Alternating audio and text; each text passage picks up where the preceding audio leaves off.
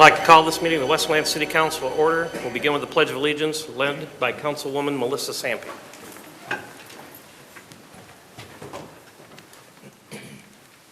Allegiance to the flag of the United States of America and to the republic for which it stands, one nation, under God, indivisible, with liberty and justice for all.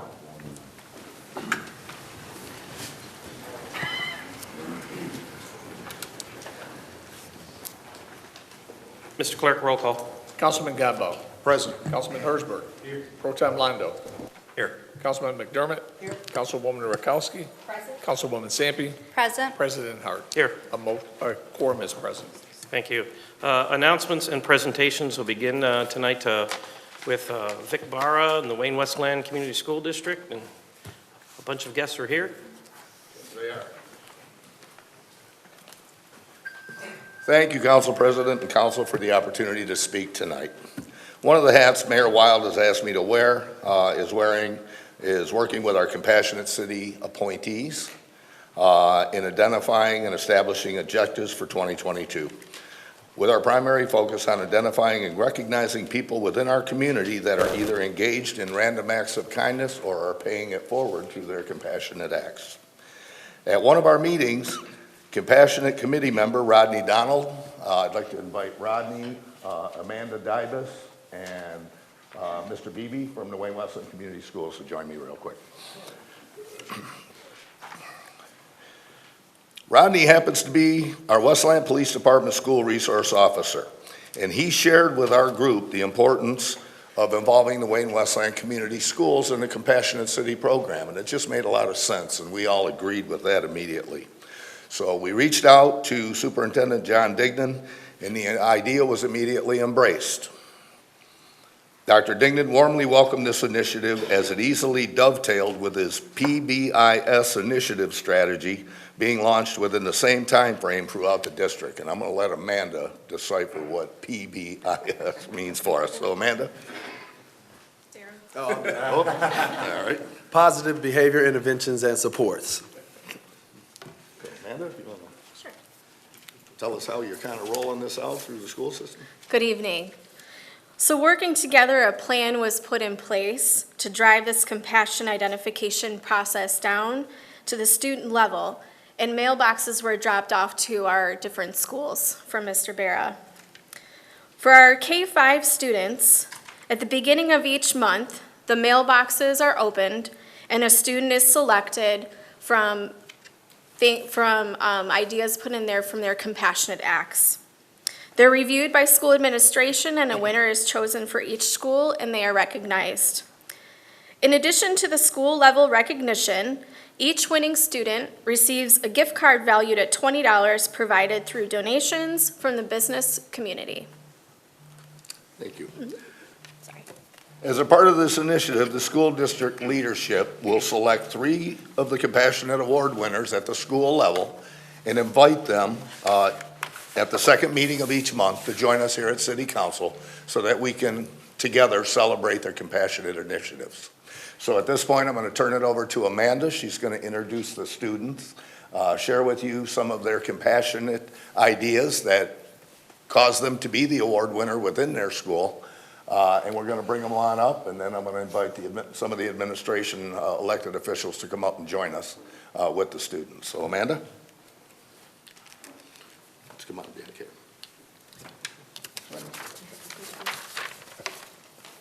Tisk. Thank you.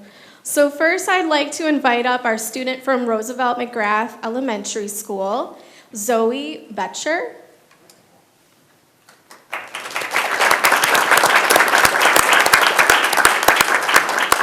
And here with Zoe this evening, if you'd like to come up, Principal Mark Watson and Alice Gray. And I believe Stephanie Hess is also here. Stephanie is Zoe's teacher. Mark Watson is the principal at Roosevelt McGrath. And Alice is our student support interventionist. Zoe, is your family here with you this evening? Yes. Would you like to invite them up? Yes. Okay. Are you sure? So I'm going to read for you Zoe's random act of kindness. Zoe was caught spreading kindness by always helping other students with their work. Miss Hess, Zoe's teacher, stated, "Zoe also helps me at recess, collecting playground equipment, even when she doesn't use it. She is the first to ask if she can help pass out papers. Zoe sees the need and fills them before even being asked. She works hard, and I can always count on her. She is kind to everyone." So let's give a round of applause.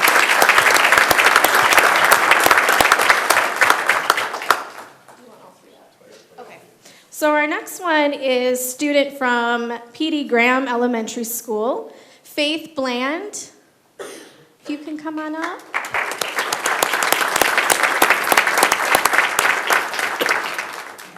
Hi, Faith. Is your family here? Would you like to invite them up? Oh, they're going to film. Okay. And here from P.D. Graham, we have Dina Pringle, principal at P.D. Graham Elementary School, and Lexi Rhea, school social worker at P.D. Graham. So I'm going to read for you what Faith's random act of kindness was. Faith was caught being kind by giving a friend a compliment and telling him he was awesome. Miss Rhea, school social worker stated, "Faith shows kindness at school every day, and it is no surprise to anyone that she was caught being kind at Graham Elementary School. Beyond being kind, she is also a good friend, creative, and a hard worker. Our Husky community is proud of her." Good job.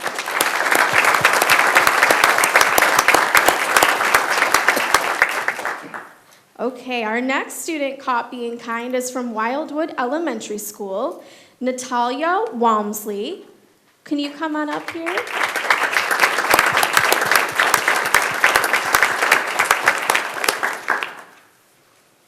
Natalia is in the 5th grade at Wildwood. Is there any family that you'd like to welcome? No? Okay. I just like to ask. And staff attending Natalia this evening is Chris Swanson, principal from Wildwood Elementary School. Okay, so I'm going to read. Now, I stopped for a minute when I read this. This is really very kind. Natalia was nominated by her classmate who wrote, "A few weeks ago, I was choking, and Natalia was the first to notice and help me."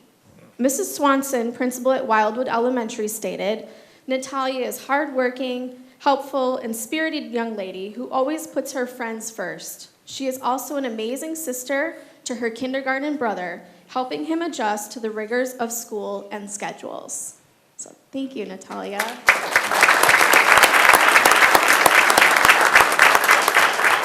Okay, we're not quite done. I'd like to invite Council President Hart to join us. City Clerk Richard LeBlanc, please come on down and join us. And Deputy Mayor, on behalf of Mayor Wild, would you come on down and join us? We have something for you, or they have something for you.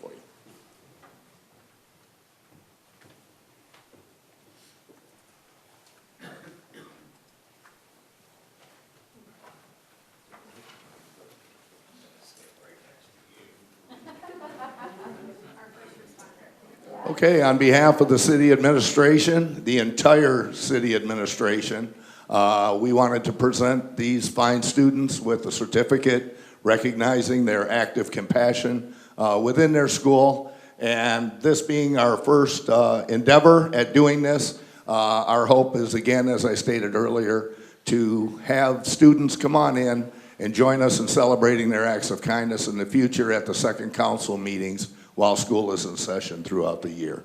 So this is step one, and we're looking forward to seeing many more young students, compassionate young students, coming up and joining us. So thank you, everybody. If you'd all stay put, I'm sure we'll get some photographs, and then we'll get free to take off. Can we have everyone just scrunch together a little bit for me?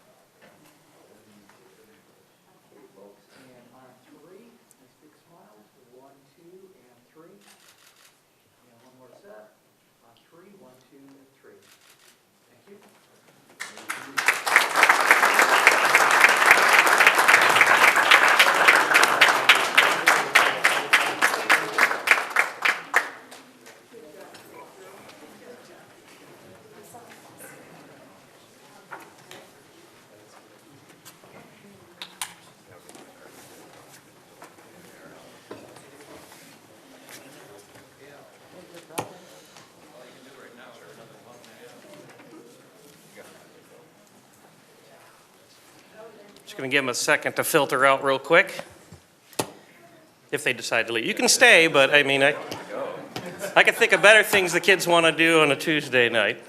Me too. What's that? Not you, Mr. Clark. Our next presentation comes from Kyle Mulligan, our Parks and Recreation Director. Kyle? Let's see what he says first.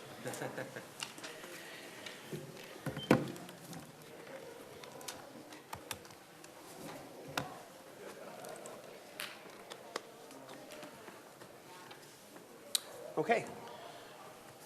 Good evening, City Council and the residents of Westland.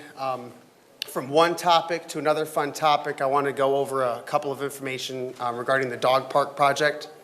I'm going to touch on a couple of things, the intent of the project, the value of having a dog park in the city of Westland, the location, concepts, and strategies of the project. So we'll go into it right now. The intent is to establish Westland's first city-operated dog park.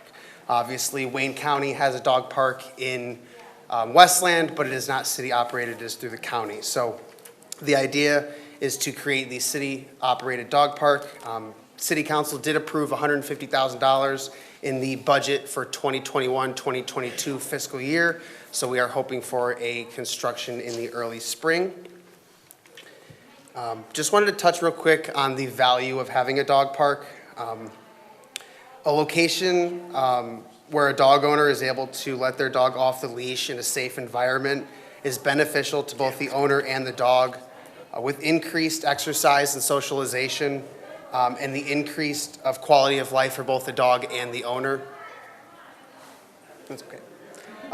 We hope that this dog park can bring a sense of community. And what we hope is once the dog park is created, there will be groups that are going to be able to create their own Facebook pages and Twitter and have a sense of community where a Westland Dog Park community group can thrive. These types of groups are going to be able to help us with fundraising, special events, and volunteering as well. So we're hoping that that'll be a huge value. Obviously, everybody's curious about where the location is. The city has identified an area on Marquette as the dog park location. We did pick this because it is right next to the Department of Public Service yard, so it's easy for access for maintenance. We will have a perimeter fence around the area. We will be separating small and large dogs, and then the total area is going to be approximately 2 acres. And there you go. There's the dog park location. These are the two concepts that are being discussed. These are the two concepts that my Parks and Rec Advisory Council has looked at so that they make sense. And we're actually going to be putting a survey out that'll go live later this week. And the residents will actually be able to pick which one they prefer out of these two concept options. But all of the same, both concepts are going to have the same essentials like the agility items, fencing, water sources, way stations, benches, et cetera, signage and all that. So the strategy regarding the plan, obviously we're going to have a 6-foot decorative aluminum fence around the entire perimeter, informational signs, cleanup bags, ADA accessible walking areas, water sources for humans and dogs. And then other elements that we can discuss and consider. Obviously, natural shade at dog parks is a huge plus. Restroom access, lighting, play amenities, surfacing, irrigation, et cetera. And we want to hear from the residents. So like I mentioned something regarding a survey. Later this week, we will have a 17-question survey that I would like all of City Council and every resident in Westland to fill out so that we can get all of the input necessary. And that'll be live for 5 weeks. So February 23rd, that survey will close. That'll give us the weekend to compile these survey results. And then February's Parks and Rec Advisory Council meeting will be used as a public input meeting for the dog park. So I invite all of City Council, all of the Westland residents to please come to that public meeting. It's going to be February 28th. We meet right here at Westland City Hall in Community Room C. We'll be advertising the public meeting over the next couple weeks. But please make sure that you guys all attend. Your input is obviously very important for this dog park. So I will open it up to any questions if there are any. All right, thanks, guys. Thank you, Kyle.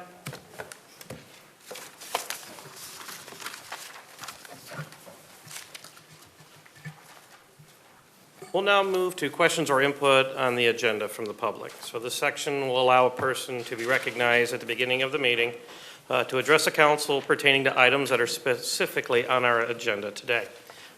Questions asked will be answered following motion and support from the council when it comes up through the agenda item. As always, you'll have up to 3 minutes. Is there anyone on my right? Signify your intent by raising a hand. Sir?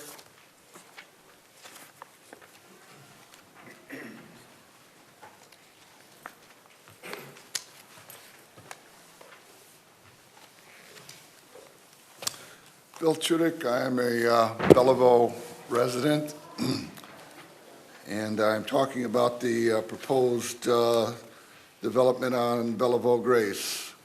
From the beginning, this project appears to have a predetermined outcome. First, there was no posted notification as required by city ordinance, so that there was not an opportunity for public comments to be made at the initial Planning Commission meeting voicing our concerns. Trees were then cut down prior to a permit being issued, with no landmark trees being marked, resulting in absolutely every tree being removed. The August 4th Planning Commission meeting approved the division of 5 lots in violation of the Land Division Act regulation of only 4 lots. Yet the council meeting of September 20 voted and approved 4 lots, with no public record of 4 lots being submitted and approved by the Planning Commission. If the Planning Commissioner would have us believe that this correction was made to correct an administrative oversight, then this would be in violation of the Land Division Act, which states that the correction of errors on the surveyor's affidavit may not be used to change the boundaries or shapes of lots or parcels of a land in a subdivision. Is any of this even legal? It is difficult to believe that the builder, Mr. Ida, being a former planning commissioner himself, was not aware of these requirements, yet the violation still occurred. But it really wouldn't matter if in fact the final outcome was already predetermined. When pointed out that the small 1/3 acre lots do not mix harmoniously with the existing residences on Belleville, the official reply has been that it does meet the R1 standard. But it does not meet the Belleville standard, where the vast majority of the lots are at least 1 acre. It seems that the motivation for this project is that more is better. More lots means more profit for the builder and more tax revenue for the city. More houses and more land. This appears to be the goal of the Westland government. But less houses and more land is the existing reality on Belleville.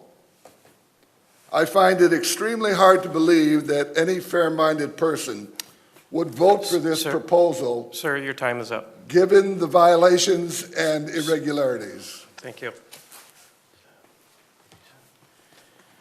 Okay, anybody on my left? Sir.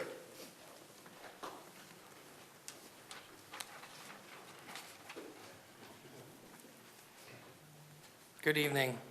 My name is Mr. Rick Schneider, live at 38720 Belleville, straight across the street from the development. Mr. Ida has a long working history with the city of Westland. He had a long tenure on the Planning Commission, was even the commissioner at one time. He also served on the city council for a few years.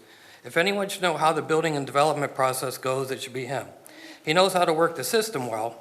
Donate to the mayor's campaign and you get whatever you want. I didn't realize this was the city of Detroit, but I guess pay to play works everywhere, even in Westland. The developer, Mr. Ida, the developer on this property of the development on the corner of Grace and Belleville Streets, the tree clearing as an individual property owner is one of many rules he has broken as a developer. According to the city ordinance, any developer must go through a process to clear land at the property is over 1 acre. The city planner should not have let this happen. Once again, he has broken the city rules. We have asked the city planner on several occasions for proof of adequate infrastructure to add an additional 4 houses to our system on our street. Still, as of this day, we have not seen anything, no sort of paperwork accommodating our questions. All houses on Bellevue Street are a minimum of 100-foot frontage. All lots on Bellevue Street are a minimum of a ½ acre. These lot splits are not harmonious with any of the other houses on the street. On 6/28, Joseph Ida filed for a land division with a plot plan showing 5 lots. 5.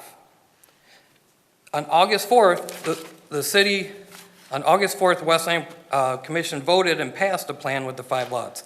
On 9/20, the Westland City Council saw the proposal which was passed by the Planning Commission, which has 4 lots. This 4-lot split is dated 8/23, way after the Planning Commission meeting of August 4th. How does an approved plan get changed from 5 lots to 4 lots? With no meetings, no nothing. Just someone behind the scenes changing what they want for when they want to get what they want with the stroke of a pen and no repercussions. I call this fraud, simple fraud. How can this happen? This is the common problem we are finding with this city planner. He does what he wants, when he wants. Thank you. Is there anyone on my right? Seeing none, anybody on my left? You're right. Yes. Yeah. My name is Valerie Chizeski. I live at 38395 Bellevue, and I built my home in 1998. After I heard about what was going on with the lots, I didn't select the area that I'm in for something to come up the way that the development is. It just doesn't fit. I love my street, I love my neighbors, and I just hope that, the council considers the existence of our street. I mean, those houses would just be it just wouldn't fit. There isn't a fit. There's 2 new homes, big homes that just were developed that are beautiful, absolutely beautiful. And I'd like to keep it that way. And our road is a private road. I mean, what happens when you guys okay this, if it gets okayed, what happens to our private road? I don't know. I just would like things to, revenue for the city is fine, I understand that, but to keep it quiet and relatively same-size houses would be even better. Thank you. Again, coming into my right, anyone on my right?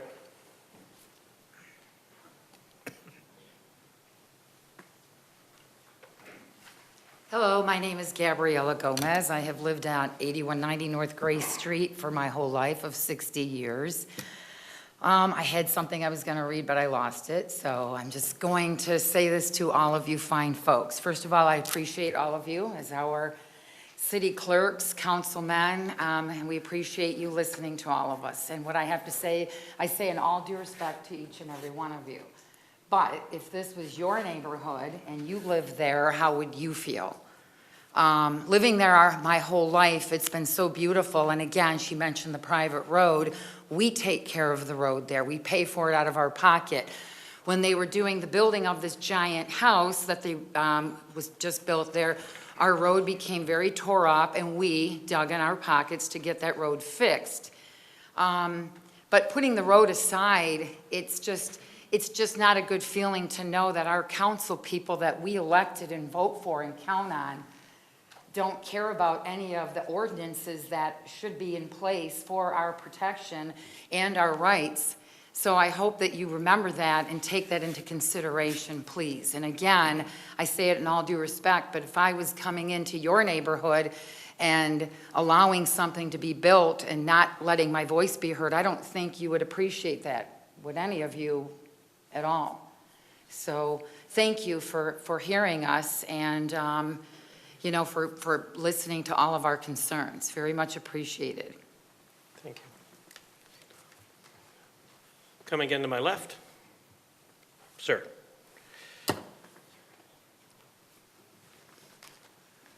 Good evening, everybody. My name is Ben Voucher. I live at 8426 Grace Street. And again, I thank you all for taking the time and hearing us out. And I really appreciate the work you do. And I feel kind of bad for you because I feel like, honestly, the planning department screwed the pooch on this. And maybe the planning commission kind of put this on your guys' lap, and it's unfortunate. But the ordinance of 94-238B, Section 10 of the Harmonious, if that is viewed to just simply be our opinion, I would say this. When the Supreme Court of the United States makes their decisions, what the justices put in is their opinion. That is a legal opinion. So opinion is still law. If this is only an issue of dividing the land and not what's going to be happening with it afterwards, then why is it being presented as what the issues are going to be with drainage or what types of homes would be built? During the Planning Commission meeting, it was stated that the homes to be built would be between 2,200 and 2,600 square feet, yet on the pre-sale Zillow listings, there's anything upwards of 3,500 square feet with up to a 5-car garage. This is way bigger than what's normal on our street. The average is right about what he originally said he was going to build. And 90% of the lots on our road are still over an acre, and those that are under were divided in around 1947 and around 1957 and are still over half. 2 of those are narrow, so that would never be allowed anyway. In the Land Division Act, it does state that you can possibly split this lot into four based on it now being a parent parcel since it's last split, but it also says in the Land Division Act that local ordinance must be adhered to, which I would say the Harmonious Clause needs to be adhered to in this. And additionally, what is the recourse as far as us not being notified before the City Council meeting in September due to 94-244? How can we start over from there? Does this need to go back to planning where they start over, bring back more of a comprehensive plan like we saw with the Kennedy School development? Again, I don't blame any of you for anything voting yes in September because none of us were here to speak on it because we were not notified. We had no chance. You had no chance. It was not your fault, in my opinion. It's just been placed here. And the person in question, the company in question doing this is very well informed and knows what they're doing. And as anyone who knows the rules, it is them. Out of all of you, that is the most informed person that knows what the rules are. And it's unfortunate how things are going. And I didn't want this to happen to anybody. It's not anything personal. This is why I brought this up in April, and they bought the property in May. And I was just told that as long as it follows the Land Act and the ordinance, there's nothing you can do. I wasn't directed in a specific spot to look, and here we are. We found things because parcel A is 140 feet deep. My home is 137 feet from that line. There's no way anything can be built there. So there's no reason for that to even be divvied up for division, in my opinion. I don't know what you could do with it. It's basically dead land. From a business standpoint, I don't know why you really want to do that unless you plan on somehow getting a house in there because of your connections. That's all. Your time is up. Thank you. Thank you, everybody. Anybody on my right? Anyone on my left? Sir.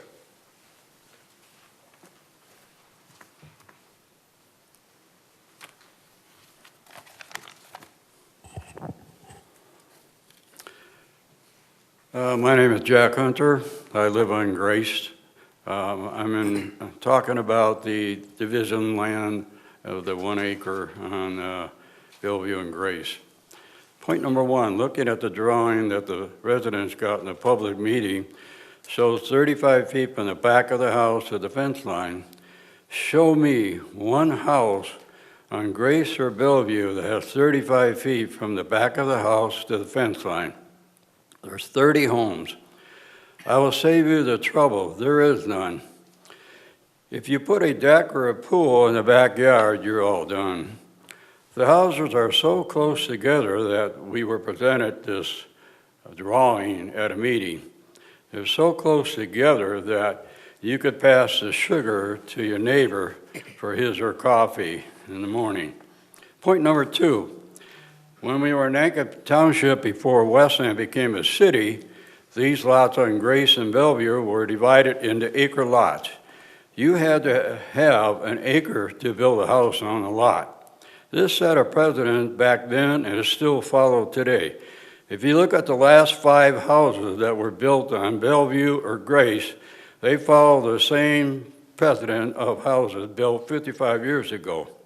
I gave all you a packet and pictures of the last 5 houses. Point 3, The last 3 new residents that have moved in on Grace within the last 3 or 4 years did so to have a home on a large lot. The last 2 houses on the back of the folder I give you are the newest houses being built right today. They want it to be built on a large lot.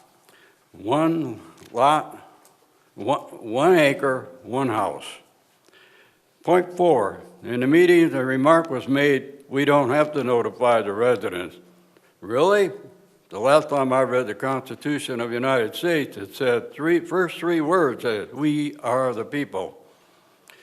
The residents don't know about the proposed plan division. On the September 20th meeting, October the 4th meeting, nothing was posted at that time on the property until after November meeting. Point 5, we the people live on Bellevue and Grace, some very long time, and are not wanting 4 houses crammed on an acre lot. We're asking the city council to turn down this proposal and do the right thing. Thank you very much. Thank you. I'm going to flip it a little bit. Is there anybody else on my left over here? Sir. Are we allowed to talk about things other than Bellevue and Grace? Yes, it's anything that's on the agenda. All right, just wanted to make sure if anybody else wants to speak on that, I don't want to change the topic here. Well, that's fair. So I'll tell you what, I'll entertain that. If anybody else wants to speak on Bellevue, would you like to speak now? Let's do that.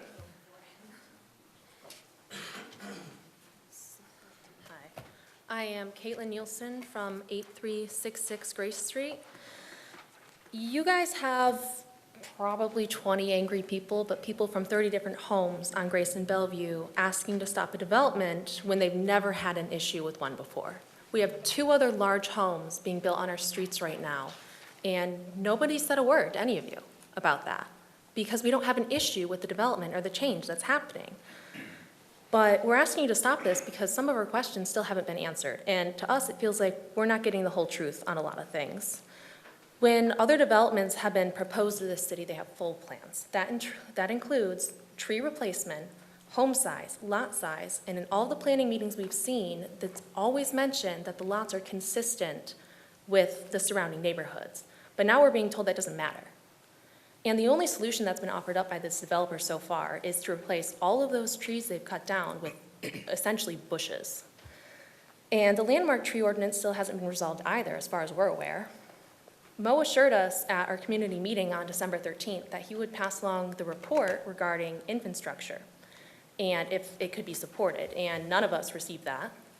And we bring this up because in 2017, 5 homes were proposed on Bellevue and told they would have to go to Joy Road because our infrastructure couldn't support that. So how is it now we have 2 homes being built, 4 more proposed, which is 6, and that's not an issue? But we're just asking that this developer is held to the standard that everyone else is. There's a process here to protect us from mistakes made by the city, made by the developer, because in a couple years, if our infrastructure fails, we aren't going to be responsible for that. And it is a private road, and I know rules are different about that. And we do have every right to be frustrated when we're seeing that this developer has a different set of rules to follow than every other one that's come before you. And I'm not the only person that feels like that's not my opinion. In the Westland ordinance, it says that people who are licensed as residential individual builders, which is what Mr. Day is licensed as, have to comply with building and other ordinances to still be able to build homes in this city. So he is a developer, he is a person that builds homes, and his failing to follow ordinance could stop him from building homes in this city. So what I'm saying is I do think this needs to be reconsidered, and we do ask that you either table it or send it back to Planning Commission to have this reviewed, because there's a lot of things that aren't making sense and just a lot of truths that we are missing here. Thank you. Thank you. Is there any other comment on the Bellevue and Grace? Yes, ma'am.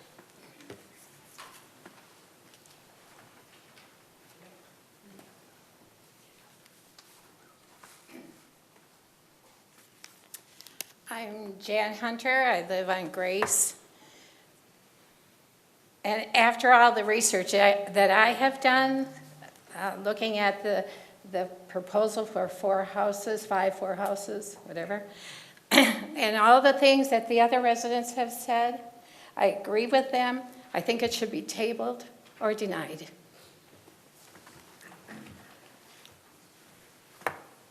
Is there any other comment on Bellevue and Grace?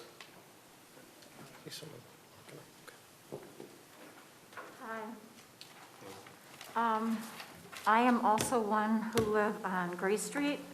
We have lived there for 60 years, over 60 years. And I agree with everyone on the road that I feel that it should have been brought to our attention that you were going to build these homes. You don't live there. The reason why we love Westland so much is because of all the nature, because of all the trees. When we grew up, there was cornfields in front and in back. You would see the deer and the pheasant. They finally eventually got older and passed away. The kids sold the land. Now there's houses in front and in back. And there's more traffic at the school, I believe it's Johnson, and Gray Street and Belleville are private roads. And you can't pick up the kids, so they wait in their cars, and guess what through traffic does? They cut down Belleville Road, and they come flying down Grace Road. All it's doing is creating more traffic. The reason why we live down a wooded lot, a private road, a dirt road, is because we enjoy the country feel. That's why we live in Westland. It's a beautiful piece of property. There are so many schools that are tore down and empty lots. Why not build on these lots? You want to build these big houses that are out of character, and it's not harmonious to our property. All it's doing is bringing more heavy traffic, more heavy machinery, more Amazon trucks, more delivery trucks, and it's us who have to pave the road and maintain it. The money does not come out of your pocket, it comes out of ours. Mr. Jack Hunter, he grades the road, and we pay him for it. We have to put gravel on it, and we have to pay for it. And now you want to bring more people, and it's just going to destroy the beauty of the land. Please reconsider. There are so many other schools that you guys have knocked down. It's empty lots, and it's in a subdivision. Please place those in those areas where people are already living in a subdivision property. Why would you build on a private road? We own the road. And I think it should have been brought to our attention. I really do. Thank you for your time. Thank you. Any other comment on Bellevue and Grace? Okay, I see none, so we'll move to the other items. Sir, did you want to come back up? Thank you for your suggestion and your patience. I appreciate that. No, absolutely. Thank you all, and frankly, I don't envy any of your jobs. My name is Doug Maines. I'm an attorney with the Honigman Law Firm. I'm here on behalf of Attitude Wellness, doing business as Loom Cannabis here, related to agenda item number 7, the Michigan Pure Med Special Land Use Application. As council may well know, Loom Cannabis is one of the 3 applicants who tied during the scoring process, and I guess for lack of a better term, lost the random draw there, which resulted in Michigan Pure Med MPM having its special land use before council tonight. I'm here tonight to request that council either table that or postpone decision on that special land use permit, and really for frankly 2 reasons. The first of which is legal. Frankly, the Michigan Regulation and Taxation of Marijuana Act, MRTMA, the state's adult use law, is very specific that when a municipality limits the number of licenses, it must, quote, and I'm quoting here, decide among competing applications by a competitive process intended to select applicants who are best suited to operate in compliance with state law. Obviously, I think everyone is in agreement that a random draw violates the spirit and the letter of that law. Now, we would ask that the council, instead of approving the special land use permit today, do one of a number of things. Two suggestions that we had were that it order the scoring team to reevaluate those three tied applicants, my client, MPM, and the other, to look at a sliding scale methodology. Our understanding is that when they were looking at these applications, what they did was basically a pass-fail, all or nothing. So we would ask that in the spirit of the law, under the letter of MRTMA, that they look at those applications and evaluate them on a sliding scale so that they can determine which of those three applications is actually most suitable to comply with state law. Either that, or either this commission or the planning or this committee or the planning commission evaluate those three applications based upon the site plans that they've submitted. The second reason is really practical. Frankly, looking at the parcel that the MPM property is on, it's very small. It's less than an acre total. I drove past it on my way here today at about 4:15 this afternoon. It's on Ford Road, very near to the Newburgh intersection. It's a very busy thoroughfare. It's a very busy intersection. So at 4:15 this afternoon, it was difficult for me to get in and out of that parcel with no business there. So once you add a marijuana dispensary there, once you add, I see in their materials that they'd like to have a coffee shop or another business there, the traffic is going to be bad. Frankly, I go all over the state to talk about marijuana businesses, and the things we hear from the public are always the same. We're worried about secondary effects. We're worried about traffic. We're worried about odor. We're worried about crime. In this case, we think there's definitely the possibility of there being traffic ramifications. This council recently passed an ordinance requiring businesses that want to have a drive-through as a restaurant. Your time's up, sir. All right. Thank you very much. All right. Is there anyone on my right? Sir.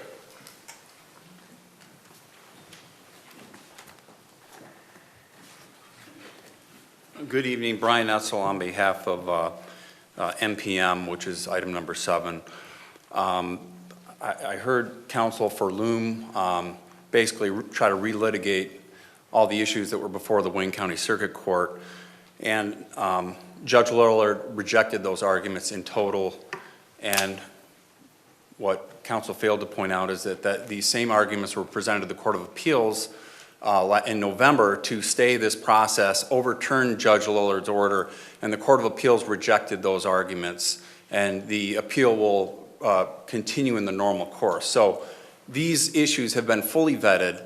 I don't think this speaker has even seen MPM's plan. That plan, by the way, has been vetted at all levels of local government, and so all those concerns have been raised and discussed. So it's time to get on with the process. This has been delayed with a stay almost a year ago, and my client has played by the rules, done everything that's been asked, and it's time for the council to move on with this process, because this is what the city residents have requested, have voted on, and it's what the city deserves. And there, of course, is a lot of stakeholders in this process. So thank you for your time. Thank you. Is there anyone else in the audience? All right, sir, do you have? Yeah, I'm going back to the Bellevue concern.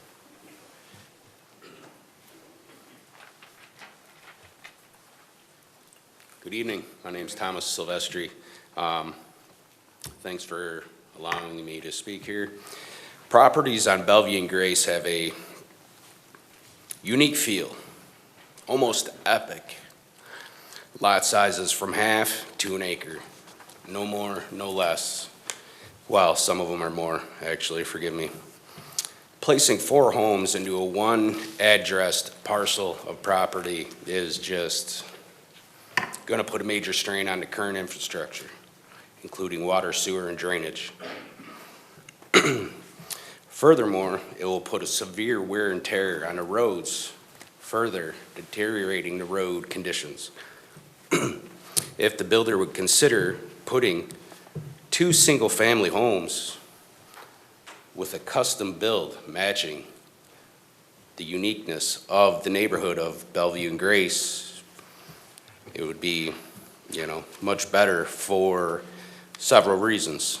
One, they wouldn't have to spend money in engineering a retention pond in a neighborhood that doesn't need a retention pond.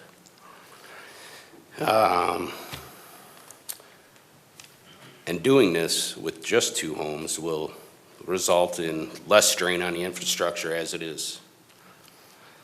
And lastly, if they were to put 2 bigger, larger homes, they can get, they can customize them, to whatever they need, and the profit margin would be greater at that point. That's all I have. All the other residents have touched base on everything else that I was going to apply to. So thank you very much. Have a good evening. Thank you.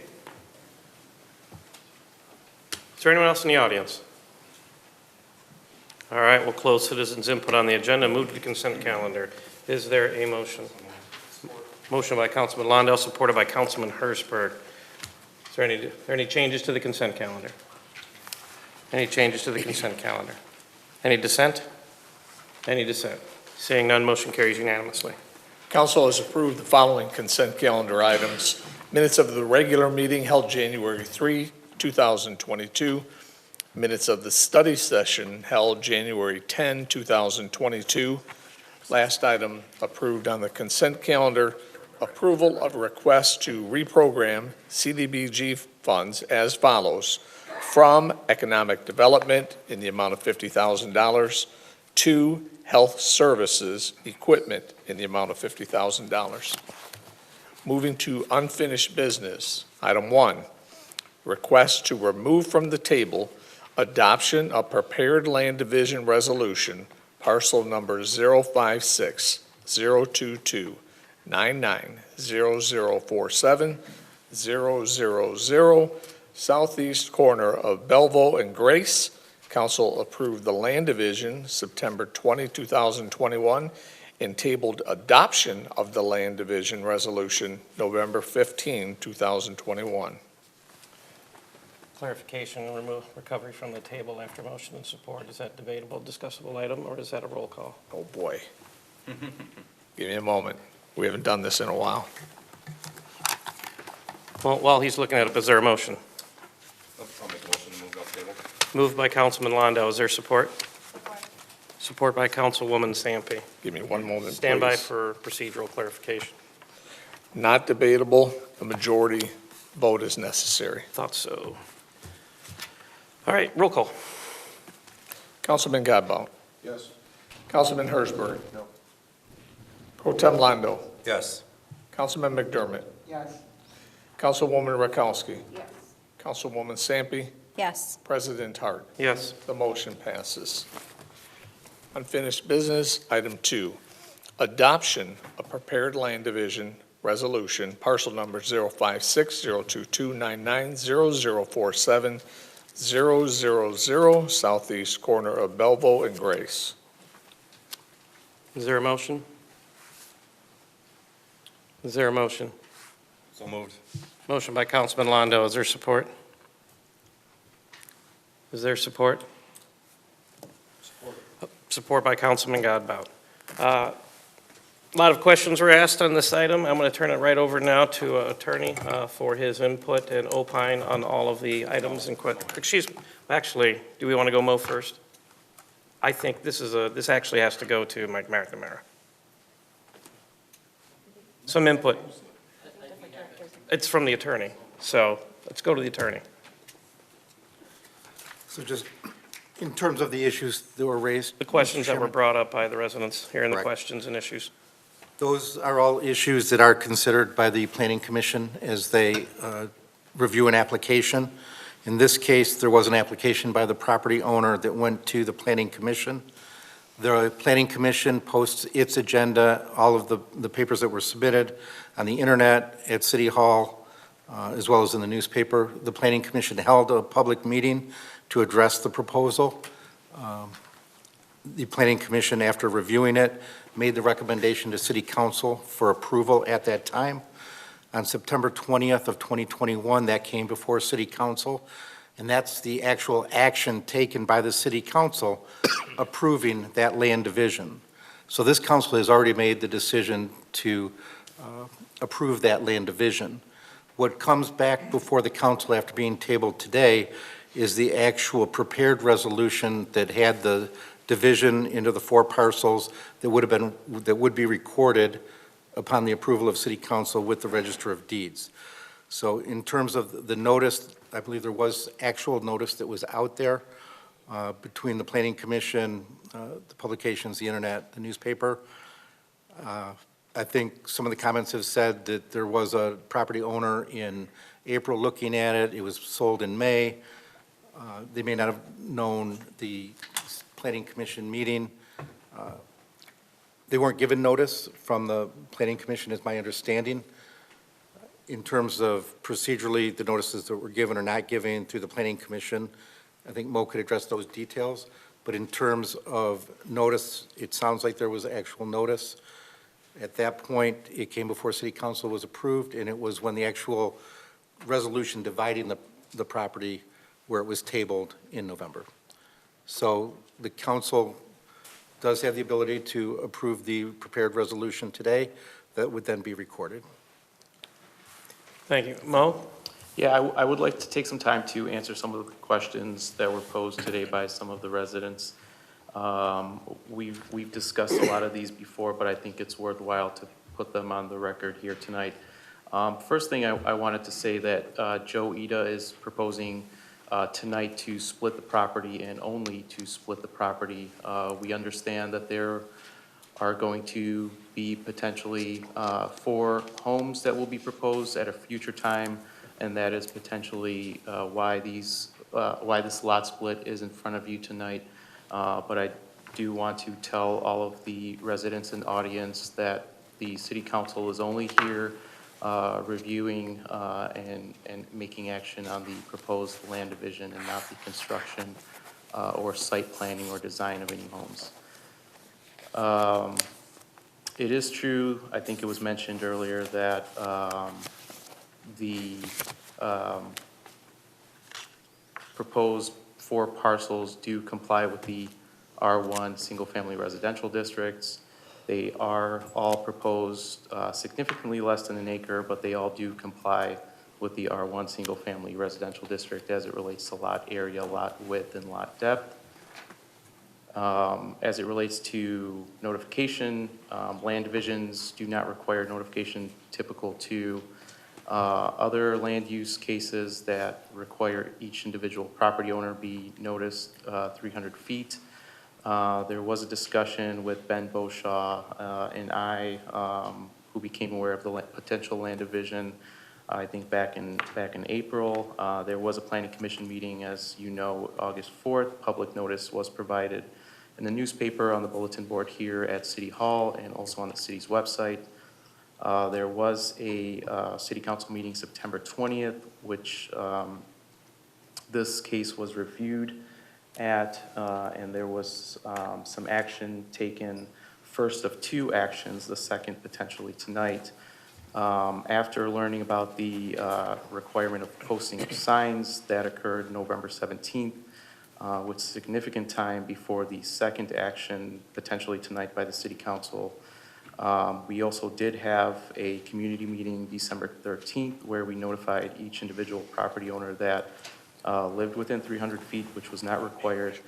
And we also directly noticed everyone that signed a petition that was present at the September 20th City Council meeting. I do want to take some quick time to talk about the infrastructure. During any type of development, whether it's a land division or a site plan or a special land use, we do some preliminary investigation with engineering, with DPS, with fire, police, assessing all types of different departments, where we ask, are there any issues, concerns, do you have any objections? All departments, fire, DPS, and engineering, which are pertinent to some of the discussions here earlier today, did some investigations. There was also some inspections and testing on site that determined that the capacity of the existing infrastructure, water supply that was in question at the community meeting are all sufficient for potential for home constructions in that specific area. There was some mention about trees that were cut. Trees were cut without a tree permit. Whenever there is a violation that is noticed and made aware to city administration, we work towards gaining compliance, and that is in fact what happened here. We reached out to the property owner / developer, asked him to stop work. He submitted a tree permit, an application, paid the fee. Took me a few days to review that, and eventually that was approved at an administrative level, which I have the authority to approve. And then finally, just wanted to state some concerns, address some concerns that were raised about the roads. It is true that the roads, or Bellevue in that area is private, but when the developer purchased the parcel, which he's proposing to split, he also purchased the right and a portion of the private road, providing him rights to use the road. And I assume, I'm not 100% sure, I did not read the deed in detail, but I can only assume that he is also responsible for maintenance of his portion as well. Wanted to answer some of those questions for the residents. I think they are deserving of that, and I'd be happy to answer any questions that you have left. Thank you, Mo. First of all, also we wanted to acknowledge that the City Council did receive the advisory petitions that were provided to the clerk's office. Those were received by the council. I'll open up discussion, going first to the maker. Is there any discussion? Any discussion from the supporter? All right, we'll open up discussion from the council. Is there any discussion? Councilwoman Rakowski. Thank you, President Hart. Through the chair to the city attorney, I was hoping that you could address for us Ordinance 94-244, which indicates during a division that a sign of 2 feet by 2 feet has to be placed on both frontages of a corner lot, and what would be the remedy if that has not been the case? 1 second, Mr. Attorney. I'm literally drawing a blank. There we are. There we are. You're good to go. Thank you. To the chair, Councilwoman Witkowski. My understanding is that the past practice has been that those signs have not necessarily always been posted, that the notice provision is a procedural requirement under the ordinance. The courts have held that those procedural requirements do not always equate to a due process violation. So in this case, given the argument, or certainly the possession, there was some actual notice that the sign was put up after the November 15th City Council meeting. The notice was provided certainly well before tonight's council meeting, that the council could go ahead and approve the proposed resolution. And if I may? Please. Okay, my secondary question would then be the actual agenda item that we're addressing, because we're hearing the word proposing a land split, and that's not actually what's our agenda item, right? So through the chair, for clarification, the agenda item is not the proposal of a land split or a land division. It is the adoption of what has already happened on September 20th. I'm nodding my head, but I'll let the attorney answer that question. Through the chair, you're correct, Councilwoman Witkowski, as well as Chairperson Hart. The actual land division was approved at the September 20th, 2021 City Council meeting. Thank you for that clarification. Are you all set, Councilwoman? I am, thank you. All right, next question comes from Councilman McDermott. Thank you, Council President. This is through the chair to the planning director. Just a quick question and clarification for those in the audience too. This is as Councilwoman Rakowski stated, this is the proposed land division, but not a site plan approval for any development going up on the site plan itself tonight. That's correct, Councilman. Okay, thank you. All set. All right, is there any other discussion from the council? Councilman Hertzberg. Thank you, Council President. Through the chair, to the administration, either the attorney or Mo, it's been stated that Planning Commission approved 5 lots, and now we're approving 4. Can we just have that explain what changed between the Planning Commission and now? Thank you. So there are sometimes modifications to a variety of proposals, whether it be site plan, whether it be landscaping as part of the site plan, special land uses, land divisions, and things like that. Only modifications that are less intense are permitted. In this case, from 5 to 4 is less intense. So there was a modification in the land division from the previously 5 proposed to the now 4. Was that as a result of the engineering study that was done? No, it had nothing to do with any of the engineering reviews, inspections, testings on site, or any of the infrastructure issues, no. Okay, I appreciate the info, and I appreciate all the residents that have wrote to council and shared your thoughts on this. I personally won't be in support. It just seems that the entire neighborhood's out here against it, so I won't be in support. It doesn't, while it might comply with R1 and all those requirements, I don't feel it's harmonious with the rest of the neighborhood. So, thank you. Thank you. Is there any other discussion? Councilman Londo. Thanks, President Hart. I apologize if I missed it. I wrote down a lot of the questions that the residents had asked. Mo, did you address the infrastructure report at all that they asked for? So I do have, it's not an infrastructure report, it's an opinion from OHM. And I have some inspection reporting or opinion from the fire department stating that water capacity and pressure is appropriate for the existing and proposed 4 homes, and OHM has commented to the developer via the planning department about what would be required in order to develop 4 homes at the site. The developer was made aware by providing him that letter, and most of the existing infrastructure is sufficient. It was discussed at the community meeting and found prior that there is some water connections. I'm not sure what exactly that would have to be improved. The developer was made aware of that, and OHM provided a path moving forward, and the developer agreed that he can meet that. There were no plans submitted to improve that water connection. If the developer wants to build, he will be required to submit construction documents, making sure that he is in compliance with OHM's recommendations and suggestions on that water connection. Thank you, Mo, for bringing that up. Council was given information on this, about a 6-page letter or so from our city attorney's office, so we were made aware. I just wanted to make sure that the residents that are here were made aware as well. Thank you. Yeah. Next, I have Councilwoman Sampe. Yes, I just want to thank the residents for coming and speaking. I also wanted to state as well, too, that, thank you, Councilman, for addressing that. We did get some opinion from our attorney, I guess through the chair to Mo, actually, it'd be. Is there a question in regards to one of the parcels, parcel A?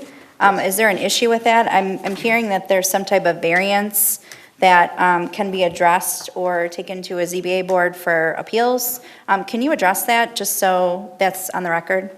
Sure, thank you. So it's really hard, maybe it's really hard to separate land division from envisioning that there's going to be a house on this property, especially for some of the residents here. I mean, it would be for me if I lived in that neighborhood too, but we are talking only about the land division here, and the land division, or I'm sorry, the proposed parcels comply with the land division.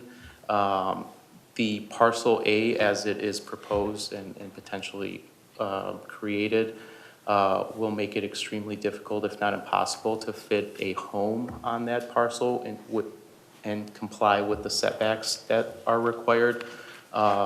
The developer does have the right to seek a variance from the Zoning Board of Appeals if he would like to build on that parcel, whether today or in the future.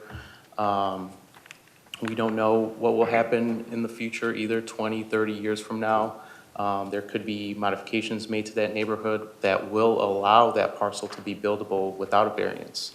So that's why we only focus on the land division, and then variances and site planning is a separate issue. This parcel A could sit there for 20, 30 years, like I mentioned, and then be buildable without a variance.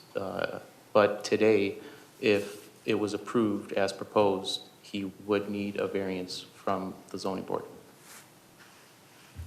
All set? right, is there any other discussion from the council? Any other discussion? Roll call. Councilman Godbout. Yes. Councilman Hersberg. No. Pro Tem Londo. Yes. Councilman McDermott. Yes. Councilwoman Rakowski. Yes. Councilwoman Sampe. Yes. President Hart. Yes.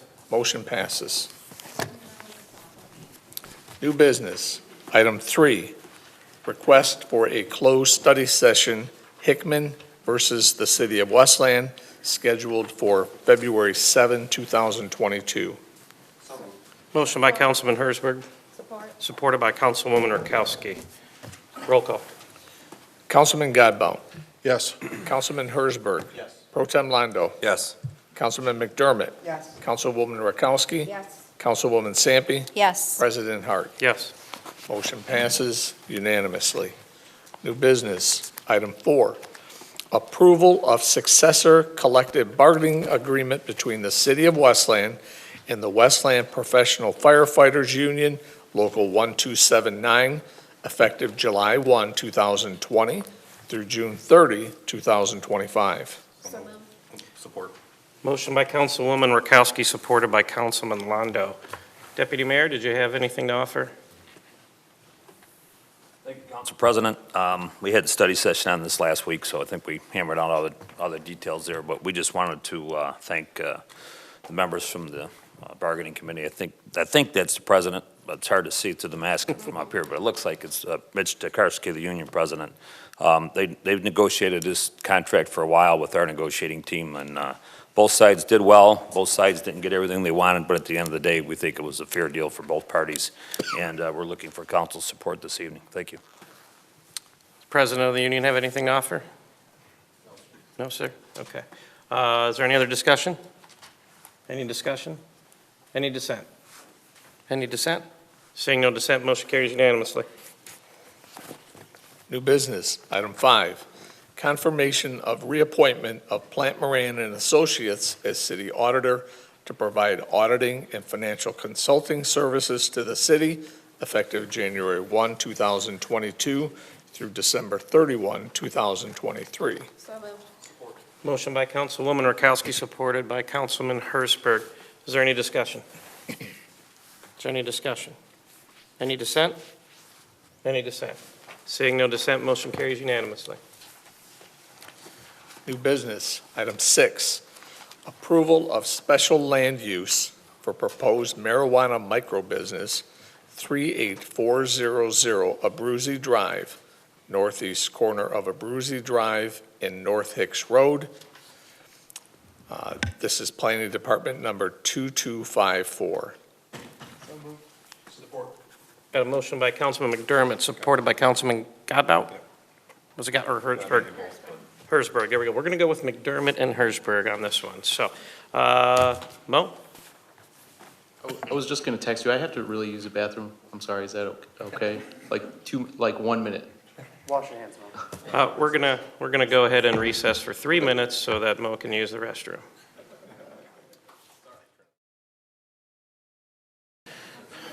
All right, we're gonna call back to order. Go ahead and turn things back over to Mr. Ayub. Okay, thank you, Council President. The subject property here is located on the northeast corner of Abruzzi and Hicks. Wait, which one is this? Yeah, okay. Sorry, let me try it right here. The property comprises of 1.22 acres with 299 feet of frontage on North Hicks Road and 175 feet of frontage on Abruzzi. The property is zoned I-1 light industrial and is currently developed with a 16,000 square foot industrial building. It's an existing building. The petitioner proposes to locate a marijuana microbusiness in a vacant approximately 7,000 square foot space within the existing building. Therefore, the petitioner tonight is seeking special land use approval. Just while we're on this aerial, the microbusiness is approximately in this location over here. Property to the north is zoned R6, two-family residential, and is developed with a single-family dwelling over here. Property to the south, east, west are all zoned I1, light industrial, and developed with a variety of industrial buildings. To the west, we have plastic packaging, which I think all of you are familiar with. The marijuana micro-business is proposed in a location that complies with the distance separation requirements set forth in the marijuana business ordinance for micro-businesses. The site is currently accessed via two full-service driveways, one at North Hicks in this location here, and one off of Abruzzi in this location here. The proposal complies with the parking requirement both for the retailer portion of the micro-business and for the grow and processor operation portion of the micro-business.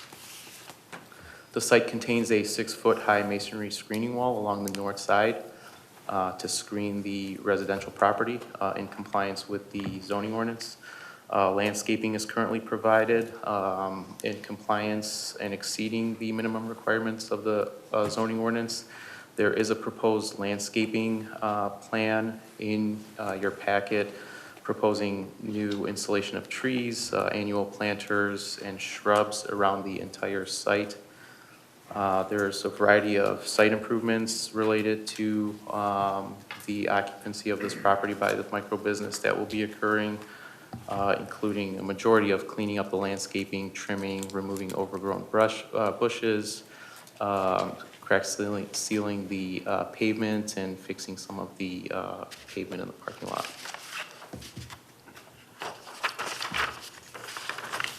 The proposed use, again, is classified as an industrial use and is consistent with existing uses and zoning designations within the general area.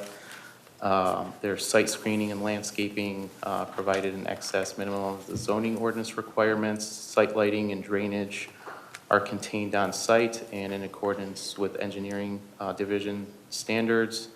Finally, there's a variety of regulatory measures. This is consistent for all of the marijuana businesses that are in place in the marijuana business ordinance to provide the city the means to control this establishment and others in the event that any nuisances arise. There are a variety of conditions that the Planning Commission put in place for this project. I will read them on the record. They are all the same and applicable for all of the other marijuana businesses as well. The only difference with this one is this is operating in existing space and the others will be ground-up construction. So the following conditions are: the facility must employ a facility-wide odor control plan designed for the specific operation, this one being a grow, processor, and retail facility. All marijuana businesses are required to submit a security and safety plan that complies with the marijuana business ordinance that is reviewed and filed with the planning department and police department. They must follow that plan throughout the entirety of the business. The marijuana business licensee shall comply with the community benefits plan that is legally binding, executed, and included in your packet. All signage and advertising must comply with applicable zoning regulations. If you recall, there must not be any mention of marijuana or smoking or anything of that nature that makes it obvious that this location is a marijuana-related business to passerbys. Hours of operation to the public are limited from 10 a.m. to 9 p.m. This is consistent for all marijuana businesses. And finally, the operator and owner is required to abide by local and state laws, including the Westland marijuana business ordinance. If they are found in violation of that, they could be stripped of their license, or the license can not be renewed by the city council. That's all I have. I'll wrap up with the Planning Commission held a public hearing on this December 2nd, I believe, and is recommending approval to you. Thank you. Thank you. Is the petitioner here for this one? I didn't think so. All right. He's right there. Where? Right. Oh, did you have anything to add? Would you like to add anything? If you would, you can come to the lectern. If not, okay, very good. All right, is there any discussion from the maker or supporter? Councilman Hertzberg, yes? Okay. hold on. Yeah, I'll just offer some brief comments. I'm just, I'm glad to see that this process is moving along. Council met for about 15 meetings a couple of years ago to get this process moving, and we all know that after it got approved, it got held up in court, and it's been a long time coming. There is some money from these businesses that does come back to the city, so I'd like to see these get opened as soon as possible so we can claim that. Thank you. Thank you. Did you have something? No, he said no. Councilman Londo. Thank you, and I apologize, Mo, if you covered this. Who will occupy, will you occupy the entire building, or will the applicant occupy the entire building? The applicant will not occupy the entire building, so they will occupy 7,000 square feet or something. this portion here.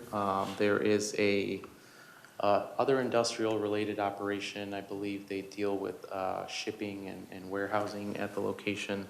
So they'll occupy about half of it. This location here will include retail, growing and processing, and this is this portion approximately. This is what the floor plan looks like.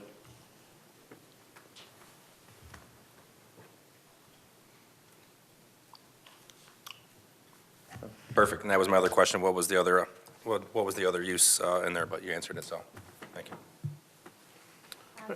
To Mo, is this medicinal and medical I marijuana? nodded. It is. That's a good sorry, that's a good question. This is, when the applicant first applied, they introduced this as a medical and a adult use. They have the opportunity to continue that or to modify that. As I understand it, it will be both at this time. Okay, thank you. My questions are answered. Sorry, I didn't call her name, but I did kind of identify her with a nod, so it's just the council was confused. All right, is there any other discussion from the council? Any other discussion? Any other, any dissent? Any dissent? Seeing no dissent, motion carries unanimously. New business, item 7, approval of site plan and special land use for proposed medical and adult use marijuana retail business, which includes a separated lease space for an unknown tenant, 37655 Ford Road, south side of Ford, between Hicks and Newburgh, Michigan Pure Med, also known as Common Citizen. This is Planning Department number 1735A. The Planning Commission recommends approval with contingencies. Motion by Councilman Godbout, supported by Councilman Hertzberg. Mo? Thank you, Council President. The subject property here is located on the south side of Ford Road, just west of Newburgh, where that car wash is going to be located. The property comprises of about 35,000 square feet. It contains these two parcels here that I believe have been combined. It's about 200 feet of frontage along Ford Road. The property is currently zoned CB1, low-intensity commercial business, and currently contains 2 buildings on the parcel, including a light blue dilapidated warehouse structure that is about 5,000 square feet, currently used to store pet food and supplies. The petitioner proposes to demolish all of these structures on the site and construct a 5,700 square foot building that will contain a marijuana retail business for both adult use and medical use. The southern portion of the building, I'll show you where that's located in a second, is proposed as a small lease space for an unknown retail tenant. Preliminary discussions was that it could be a coffee shop. I think that has changed, but it will be a retail operation similar to that. The petitioner is seeking site plan approval and special land use tonight to proceed with this project. Adjacent land use and zoning to the north, CB1, developed by a medical office building. You are all familiar with the PUD development here, skilled nursing center, CB4 to the east. It's a vacant previous auto repair business, and to the west is Westland dog food zoned CB1. So the site today has a variety of driveways, all of which are going to be closed. The site will, once developed, be accessed by one full movement driveway towards the east property line of the building, or the property. MDOT has reviewed this plan, has no additional requirements for traffic engineering component of this project. The site complies with the parking requirement for the retailer and also for the proposed lease space. You can kind of see that delineated here through this hashed line, the south remaining portion. Smaller portion is the proposed lease space with an entry door here, Ford Road here, and this is the retailer up here. 6-foot tall masonry screening wall in compliance with the zoning ordinance is proposed along the south property line abutting the skilled nursing home back here with a green zone buffer. The proposed building will be constructed using high-quality building materials that include CMU brick, some durable wood, and some modern materials, as you see up here on the renderings. The proposed building complies with all of the bulk requirements, such as building height, lot coverage, setbacks. The developer proposes additional site amenities over and above those required by the zoning ordinance, including new concrete sidewalk along the entirety of the Ford Road frontage, decorative fence piers in accordance with the DDA standards. You see a lot of that up and down Ford Road, and bicycle parking racks near the new sidewalk. This is, all of the conditions apply to this one as well, so I won't read those again. Again, the Planning Commission did hold a public hearing in December and recommends that this petition be forwarded with a recommendation to approve. I'd be happy to answer any questions. I know Mike Beck is in the audience representing Common Citizen. Thank you. Thank you. Would like the petitioner like to come up and add any other information?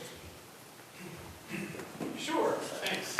I do have some renderings. I know you guys can see those, but this might be helpful for folks in the audience to see it. We're pretty excited about coming. It's been a process, and we appreciate your patience. Nobody can hear you at home, just so you're aware. Nobody can hear me at home. All right, so if you... Sorry.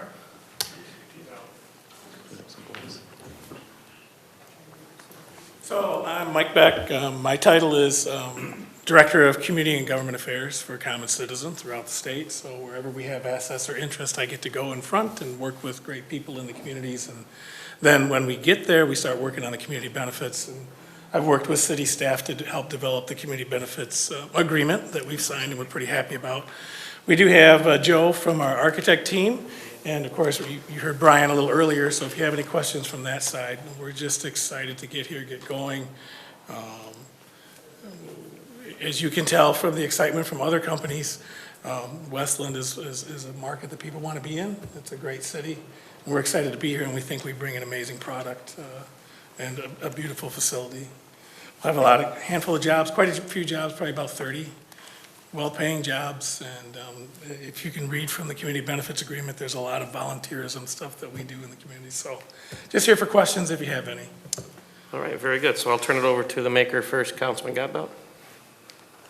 I don't have really any questions, just, I wish you guys a lot of luck and success in your location. It's unfortunate that, it's been delayed as long as it has, we were very meticulous when we wrote the ordinance and when we developed the rules and how the scoring was going to go. And it's unfortunate that, the delays took place, the challenges after the fact, and it's one of those things where the industry in doing so is creating a bad name for the industry in other communities. which is why other communities aren't moving forward with it, allowing marijuana businesses in their communities because they get sued. The minute you don't get it chosen, you sue. And so a lot of other communities said, we don't need that aggravation. And, even though it was in the ordinance and in the application that you couldn't sue the city, they still sued the city as part of the process. So, and we fully expected that, but, it was in the application that everyone signed when they submitted their proposals. So, again, appreciate your sticking with it and your perseverance, and I wish you the best of luck. All right, very much appreciated. Thank you. Councilman Hersberg? Thank you. Just real brief, I think most of my questions were answered. My biggest concern, well, at least on the outside, was that there was a driveway that kind of dead-ended at the sidewalk, so I'm glad that that's going to be removed. And Mo, you might have mentioned this, but this is my last question. Are they going to be providing the DDA streetscape out front? Yes, they are. They are going to be matching the brick piers and columns and fencing that you see, and replacing and installing a new sidewalk and some landscaping that you don't see in other places. They're going to go above and beyond that. Okay, thanks. Yeah, just as a side note, there was a couple other businesses the last couple of years we approved for, and they said they were going to do the streetscape, and they haven't installed it yet, but I'll get with you separately about that. Thank you. Councilman Londo? Thank you, President Hart. Thank you for coming forward. We appreciate you guys picking Westland. As you stated, there was a lot of interest from the community, well, absolutely, from the industry, I'll say. And as Councilman Hersberg said, we did have a lot of meticulous meetings, long meetings, contentious meetings, a lot of back and forth. So we appreciate all the dialogue that went back and forth with that. What's your timeline looking like if approved tonight?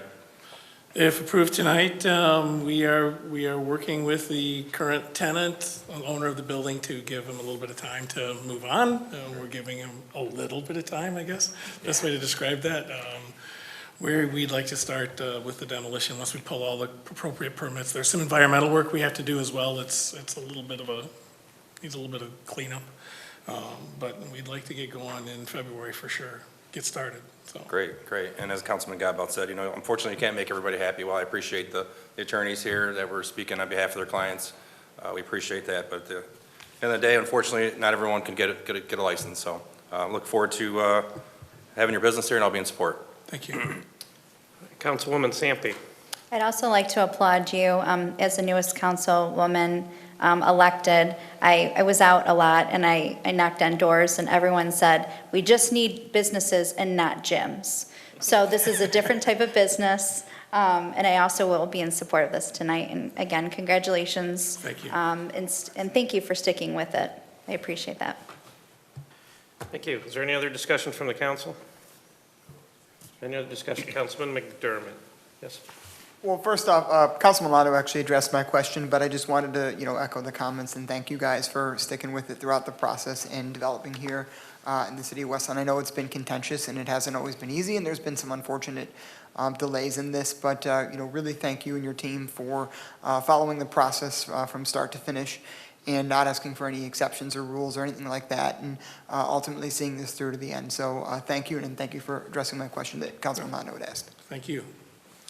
All right. Is there any other discussion from the council? Any other discussion? Any dissent?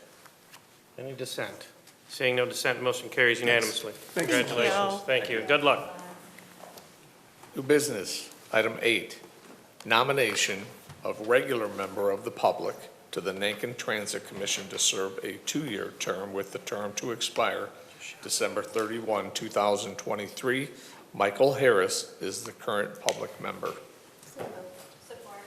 It's actually nomination. Just really quick, it's a nomination, and all you have to do, quite frankly, is just come out and say who you would nominate. I'd like to nominate Michael Harris as the public member.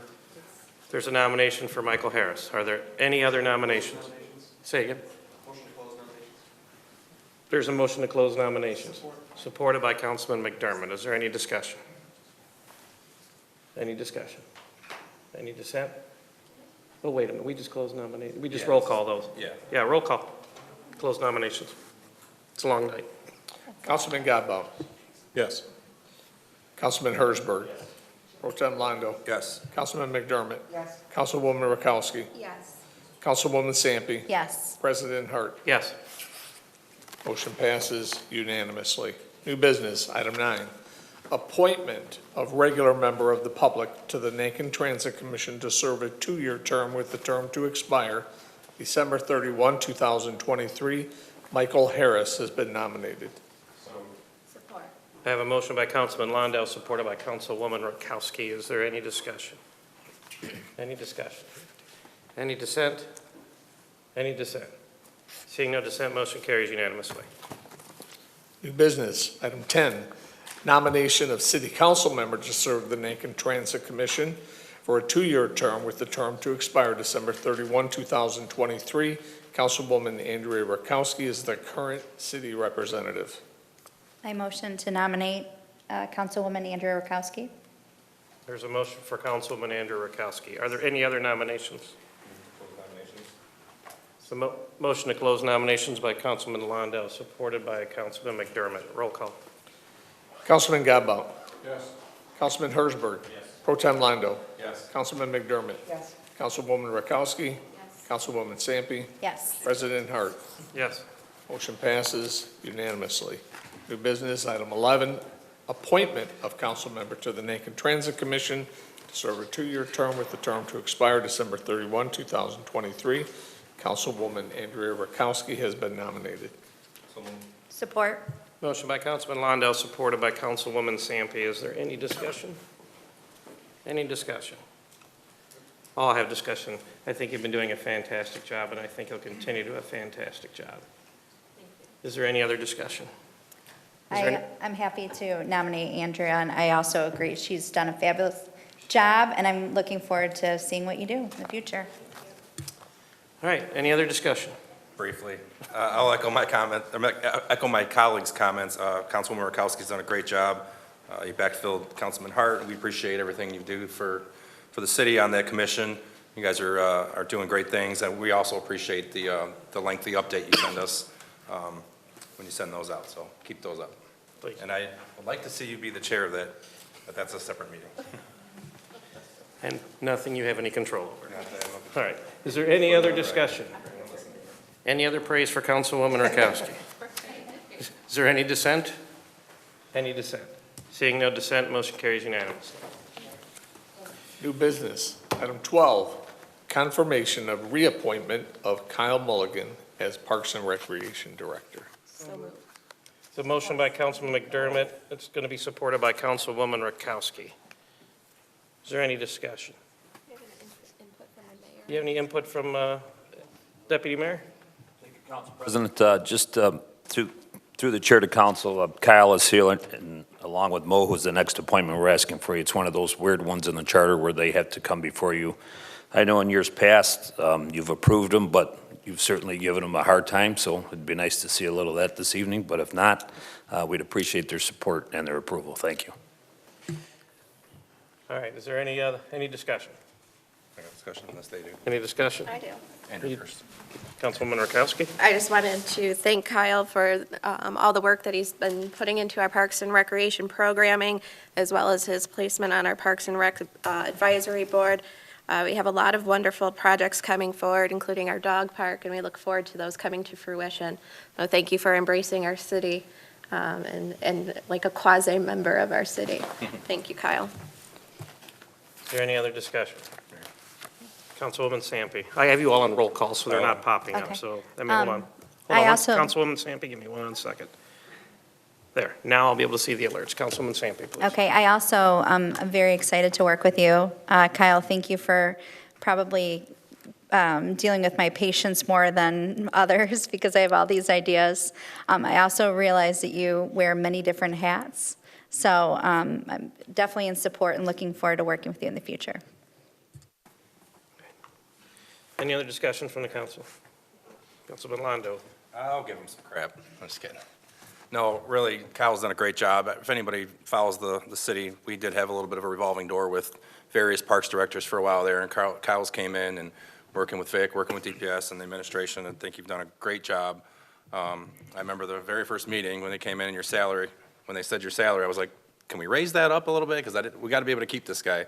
So we have raised your salary, you have done a great job, you have exceeded expectations, and we appreciate it. But I will end on one funny note. We were talking the other day, and I don't know how he plans these great special presentations on the night of his appointments, but that's a great idea, and I wonder if the other folks are going to start doing that as well. So great job, and I'll be in support. All right. Is there any other discussion from the council? All right, I've got my discussion. So Kyle, I think you're doing a good job. I appreciate everything you're doing, but you know what I want, so you and I will be continuing to talk for the rest of the year. So you're in the hot seat, but I'm happy to support you. Is there any other discussion from the council? Any dissent? Any dissent? Seeing no dissent, motion carries unanimously. Congratulations, Kyle. I'm only going to have one more year. Two, excuse me. New business, item 13, confirmation of reappointment of Mo Ayub as planning director. Motion by Councilman Londo, supported by Councilman Godbout. Councilman Londo? Yeah, I'll kick it off, I guess. I'll say a lot of the same things I said about Kyle. Mo, you've been a great addition to our city. Maybe not the most popular guy tonight, but we appreciate you, being there for us and being a professional, and you're always there when I have a question for you, even on weekends sometimes when I'm like, you don't have to respond, and you still respond. So I greatly appreciate that, and keep up the good work, and I'll be in support. Councilman Godbout? Yeah, thanks. I'll just echo Councilman Landau's comments, and it's not an easy job, as you've determined or found out already. You're not always the most popular person in the room as the planner, but you do your job very professionally. You're recognized throughout the state and in the planning community as being one of the leaders, and we're fortunate to have you here in the city of Westland. Thank you. Councilwoman Sampe. Yeah, I just want to also echo what the gentleman said. I know Mo recently met with me, and what you do, I have no clue. So that is a very different part of my brain. But I also would like to echo to say that you're very professional, very approachable. So I am looking forward to supporting you this evening. Is there any other discussion from the council? I'll echo all my colleagues' comments. But you have something to say? Sure, I'll entertain this. Go ahead. 30 seconds. I just wanted to say that it's completely different sitting here before you, a couple of years after the fact. I've really grown to be a part of this community. Zoning and planning side, I've really come to be a part of this community and going to all of the outside work events and being introduced to some of the people that are active in the city and not really like either elected officials or work for the city. You guys know what I mean, just residents in general. I feel like this place is a part of who I am now, family. It's kind of just grown on me, so I just wanted to say, and I enjoy working with all of you. You guys are all also professional with me too. You guys are all also approachable. You guys are also a text away if I need you. I've enjoyed working with all of you, our deputy mayor and the mayor as well. So thank you for allowing me to be here too. Well, if you vote that way. Future in politics, man. All right, well, I was going to say nice things about you, but now I'm not because you jumped in front of me. No, I appreciate the job. It's not tough. It really isn't, especially your predecessor was here quite a long time. And those are really big shoes to fill, and it's really hard to fill shoes like that. And I think you're doing a really good job on doing that. So I appreciate everything you do. I know you're continuing to learn and grow and being very involved and invested in the city and its community. And that's important. That's important to us. It's important to our residents, and it's important to everyone. And we thank you for everything you do. And I'll be supporting you to make sure to make your life more miserable in the future. It's my promise to you. So is there any other discussion from the council? Any discussion? Any dissent? Any dissent? Seeing no dissent, motion carries unanimously. Congratulations, Mo. New business, item 14, approval of voucher. Is there a motion? Motion by Councilman Hersberg, supported by Councilwoman Rakowski. Is there any discussion? Is there any discussion? Any dissent? Any dissent? Seeing no dissent, motion carries unanimously. We now move into public input. Everyone speaking before the council shall do so in a civil manner. Speakers shall refrain from abusive or profane remarks, vulgar language, disruptive outbursts, threats, racial slurs, or other conduct that interferes with the business meeting. Personal attacks on council members, the administration, staff, other speakers, and members of the public will not be tolerated. The clock will start upon the first words of the speaker and will not stop while the speaker is recognized from the floor. It is the speaker's option to ask questions at this time, and the person questioned may choose to respond. However, if they do, they are going to respond during your allotment of time. The clock will not be stopped once it is started. I will move to my right. Is there anyone on my right? Yes. Good evening, and thank you. Listening to the meeting, I know I have not been to all of these city council meetings and not in some of these study sessions.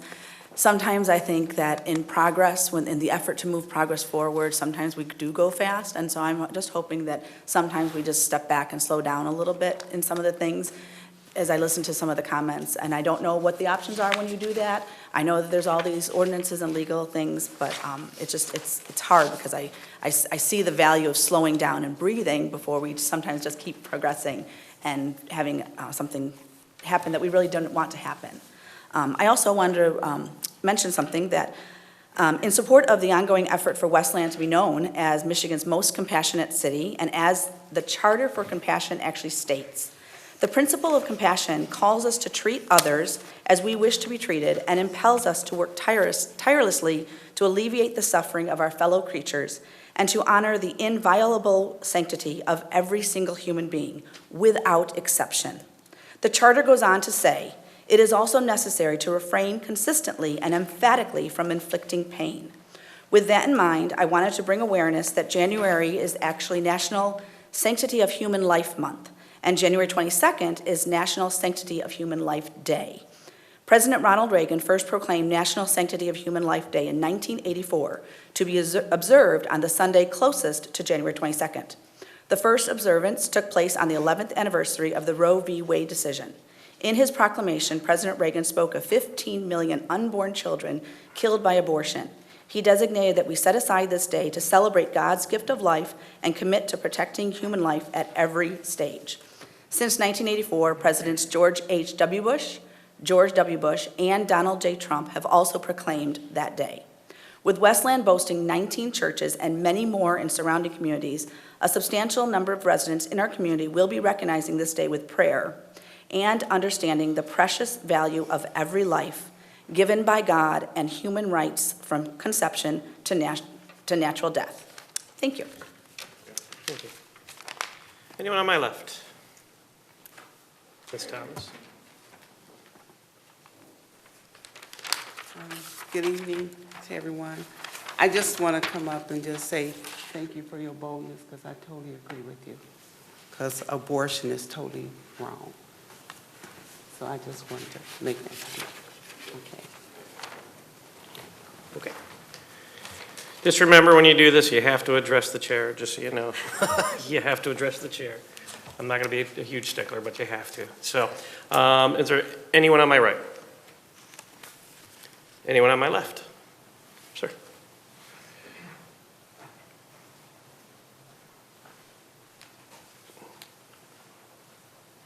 Good evening. I'd like to echo Mo. He's been very knowledgeable and easy to talk to. When you ask questions, you don't always get the answers that you want to. So, but he's always been very open and willing to answer any questions that you have, and I appreciate that.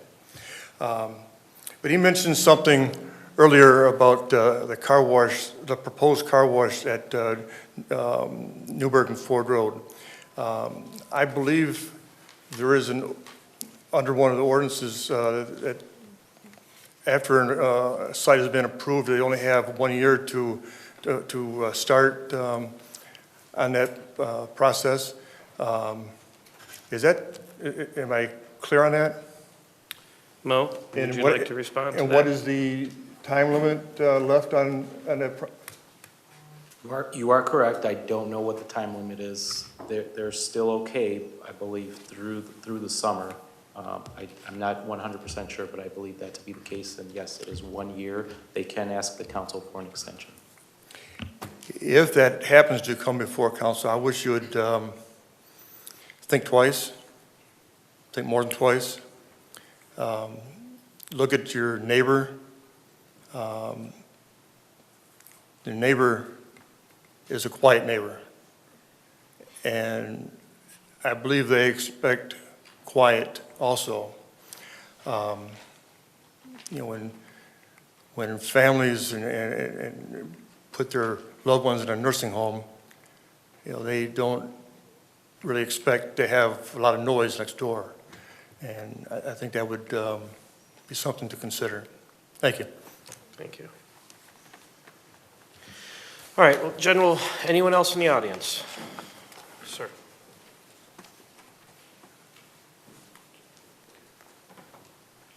Well, you know, like I said, you don't always get the things you want, but you try. And in the book, The Alchemist, the first mountain is never the last one. So apparently I'll be having to watch all the planning commission meetings and whatnot. I honestly don't think that they, not the planning commission, but the director's meeting or whichever commission, I don't think they really did their diligence when they approved something that was illegal under the Land Act in the first place. So I really hope that what he said in that meeting of how big a houses he plans to build, that he's going to stick to it and not stick it to us. I can appreciate the fact that you may have felt that you were legally bound to vote the way you did based on precedent and case law. If the one that I'm aware of that was given you guys, I don't really think that was really all that applicable because it was two different cities and not a neighborhood parcel. But you got the advice you were given and you tried to make the best decision you could based on where you were already set. And it seems like the 11th hour was the latest one for us on this one today. So hopefully the guy with the picture on his wall, on the wall back there kind of doesn't take it too personal and tries to just do what he originally said he did and keep things kind of the way they are and things go smoothly.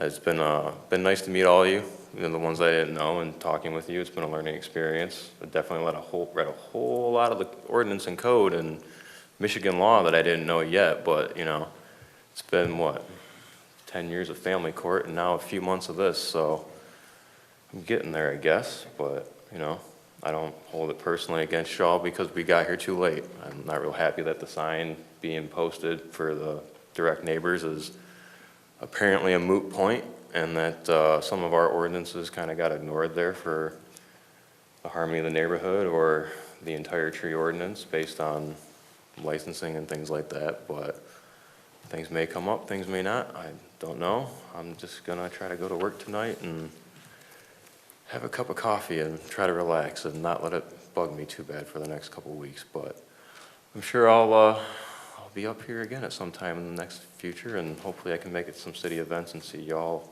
at the library or something and whatnot. And I appreciate all the correspondence and whatnot. Pretty upsetting, but it is what it is, and people are allowed to make money, I guess. Just kind of sucks, that's all. But y'all have a good night. I appreciate your time. Appreciate letting you come up here 3 or 4 times now, and I appreciate holding the public meeting. Didn't have to, but you know, didn't really answer our questions, but it was still there, and I really do appreciate everybody that showed up to that. You didn't have to take the time to do so, but you did, and I appreciate it. So thank you all, and all have a good night. Thank you. All right, anyone else in the audience? Ms. Wilson? I want to walk up here looking like Jethro. Good evening, Lori Wilson, Southeast Westland Homeowners Association. Through the chair to Mo and to the city, I understand that because I sat on the Planning Commission for almost 20 years, I understand that you have ordinances that state that you notify the people within 300 feet of the property being developed. But being the compassionate city that we are, it does not hurt to notify the other residents in that same section, especially if they're going to be impacted by development. That's just my soapbox. Number 2, yesterday at the MLK celebration, I had a very good time. I enjoyed Ray Washington. I enjoyed our honor guard. I enjoyed Mr. Thomas and his sax. I enjoyed it. So that's number 2. Number 3, I wish to say happy birthday to my mother, who will be 92 years old. She's a 63-year resident, no, I'm 70-year, I'm sorry, of Westland.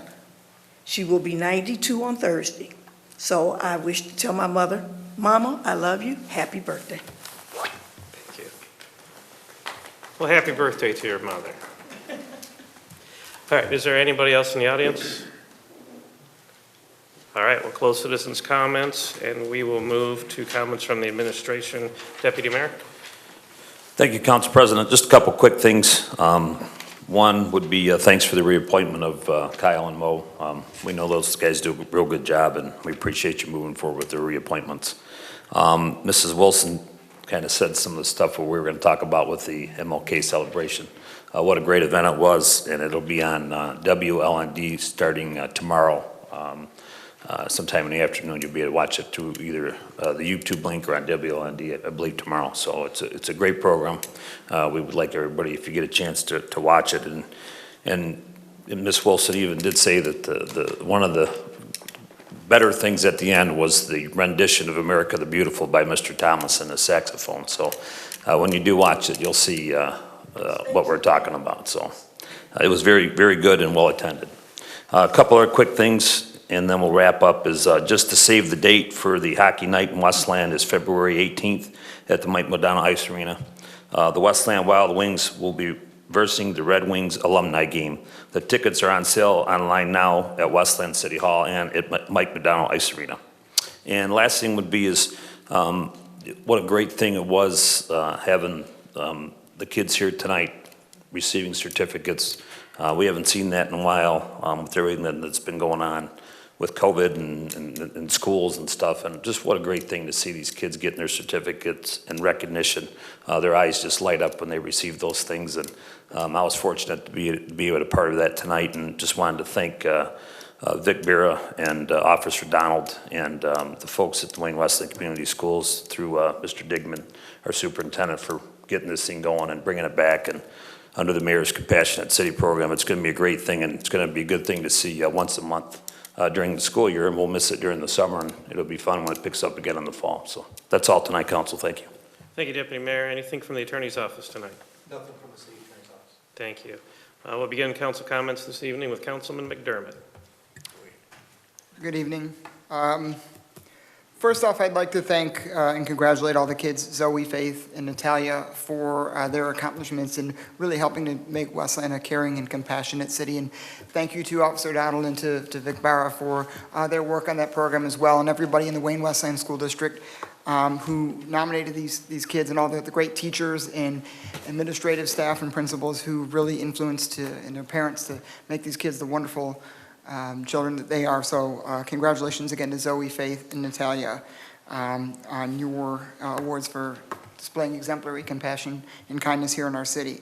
Thank you to, he just left, Kyle, for his presentation on the dog park. As someone who owns a black lab, I know that Jetta's going to be really excited to go to the dog park there and use it, and not have to just pay the county, but now the city's going to have a dog park for residents to use as well. I want to congratulate Kyle and Mo on their reappointments and all that they do here for the city each and every day. I want to thank everybody from the administration and all the members of the community and all my colleagues for coming to the MLK event yesterday, and for the administration for putting it on. I think it's really important that we honor Dr. King's legacy and his whole legacy in the entirety 365 days of the year. That's the fight for racial justice. That's the fight for economic justice. That's the fight for social and environmental justice. And that leads me to my next point, which is the vote I took tonight, and it sucks. I'm not going to lie. It sucks. It's the worst vote I think I've taken since I've been here on council, and that's for the residents on Grayson Bellevue Street. Too often it feels like big developers, corporations, get it over on the little man, get it over on all of us, and due to state laws and regulations, due to property rights, they get to develop where they get to develop. And, unfortunately, it's a rough game, and I feel bad, and I appreciate all the residents who came out here and organized and who put in the effort to, push all of us, to push the administration, to push the developers on this issue. And, this was just a preliminary land division approval. It wasn't the final site plan approval for it. That still has to go before Planning Commission. It's a process that I've learned a lot out of too, and it sucks. I'd be lying to you if I said I felt good about what we had to do tonight. I don't. But it was, I think a vote that I felt bound to take. And again, I appreciate every resident who came up here tonight, every resident who came up here in the past, everybody who came to the special meeting. I appreciate Mo for having that meeting with all the residents on Grace and Bellevue. And, I feel bad that landmark trees that have been there for almost 100 years got just completely clear-cut and taken down. And it's not something that I wanted to see, but I guess I have nothing further. Thank you. Thank you, Councilman. Next, we'll have Councilwoman Rakowski. Thank you, Council President. I'd first like to thank my colleagues for my reappointment to the Lincoln Transit Authority. I've enjoyed it. It's an excellent benefit to not only our community, but Garden City and Inkster and Canton as well. We were very instrumental in making sure that our seniors had access to our vaccination clinics and their health needs and their groceries. And it's wonderful to be part of that organization that does so much good for so many different municipalities. But with all of that being said, we reappointed Michael Harris tonight as well. And you'll see that he's, unfortunately absent this evening. And I don't like to be the bearer of bad news, but I think it's very important that we recognize, because he is such an integral part of Lincoln Transit. This gentleman is a veteran. He's a veteran advocate. He is part of the Paralyzed Veterans of America, so he's a disability advocate, and he gets to everything that he possibly can. But there's been a tragic and untimely consequence. He's lost his sister, Patricia. And so on behalf of my family, the Lincoln Transit, I'd like to rope in my council colleagues and the administration. I would just like to send our heartfelt and deepest condolences to Michael, the Harris family, and everyone who called Patricia a friend. She's going to be a major loss, and she was a Westland resident too. I mean, she was a great advocate for all of the things that Michael stood for as well. So that's going to be a hard loss. So Michael, our hearts are with you through this time. I'm very happy to see that our fire department has a collective bargaining agreement ratified. These are the folks that are giving us unwavering protection throughout the year, and especially in the pandemic times here. They were working, I don't want to say it with little regard to their own health and welfare, but we think of firemen and we think of them rushing into fires, but they were rushing right into COVID. So we thank you, and we hope that you'll stay with us and enjoy your new CBA. And I'm happy to see it's 5 years. I think that was a great commitment by the city. On another happy note, there is an upcoming study session this coming Monday at 6 p.m. and it's going to be in the ballroom, and we're going to start talking about our plans for Marshall. And so I know people don't want gyms, but I think people want recreation. So I would encourage you to attend. And last but not least, I'm so excited for the Caught Being Kind recognition program, our compassionate program with Vic Barra, the Compassionate City Commission, and Officer Donald. And I just want to again recognize Zoe, Faith, and Natalia. And I can't wait to see what other young people in our city, what kind of kindness they can spread. So with that, I wish you a good evening. Thank you, Councilwoman. Next, we'll go to Councilman Hersberg.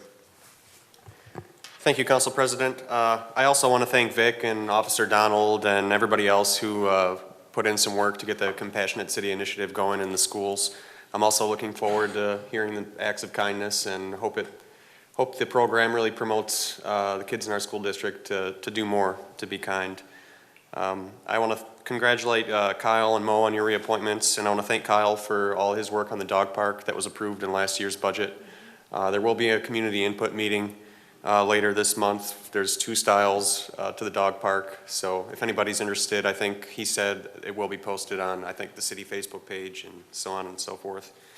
I want to congratulate Councilwoman Rutkowski on your reappointment to the Macon Transit Commission. And just as a side note on that, I know in Garden City, what they do is offer half-off transit rides to some of their seniors.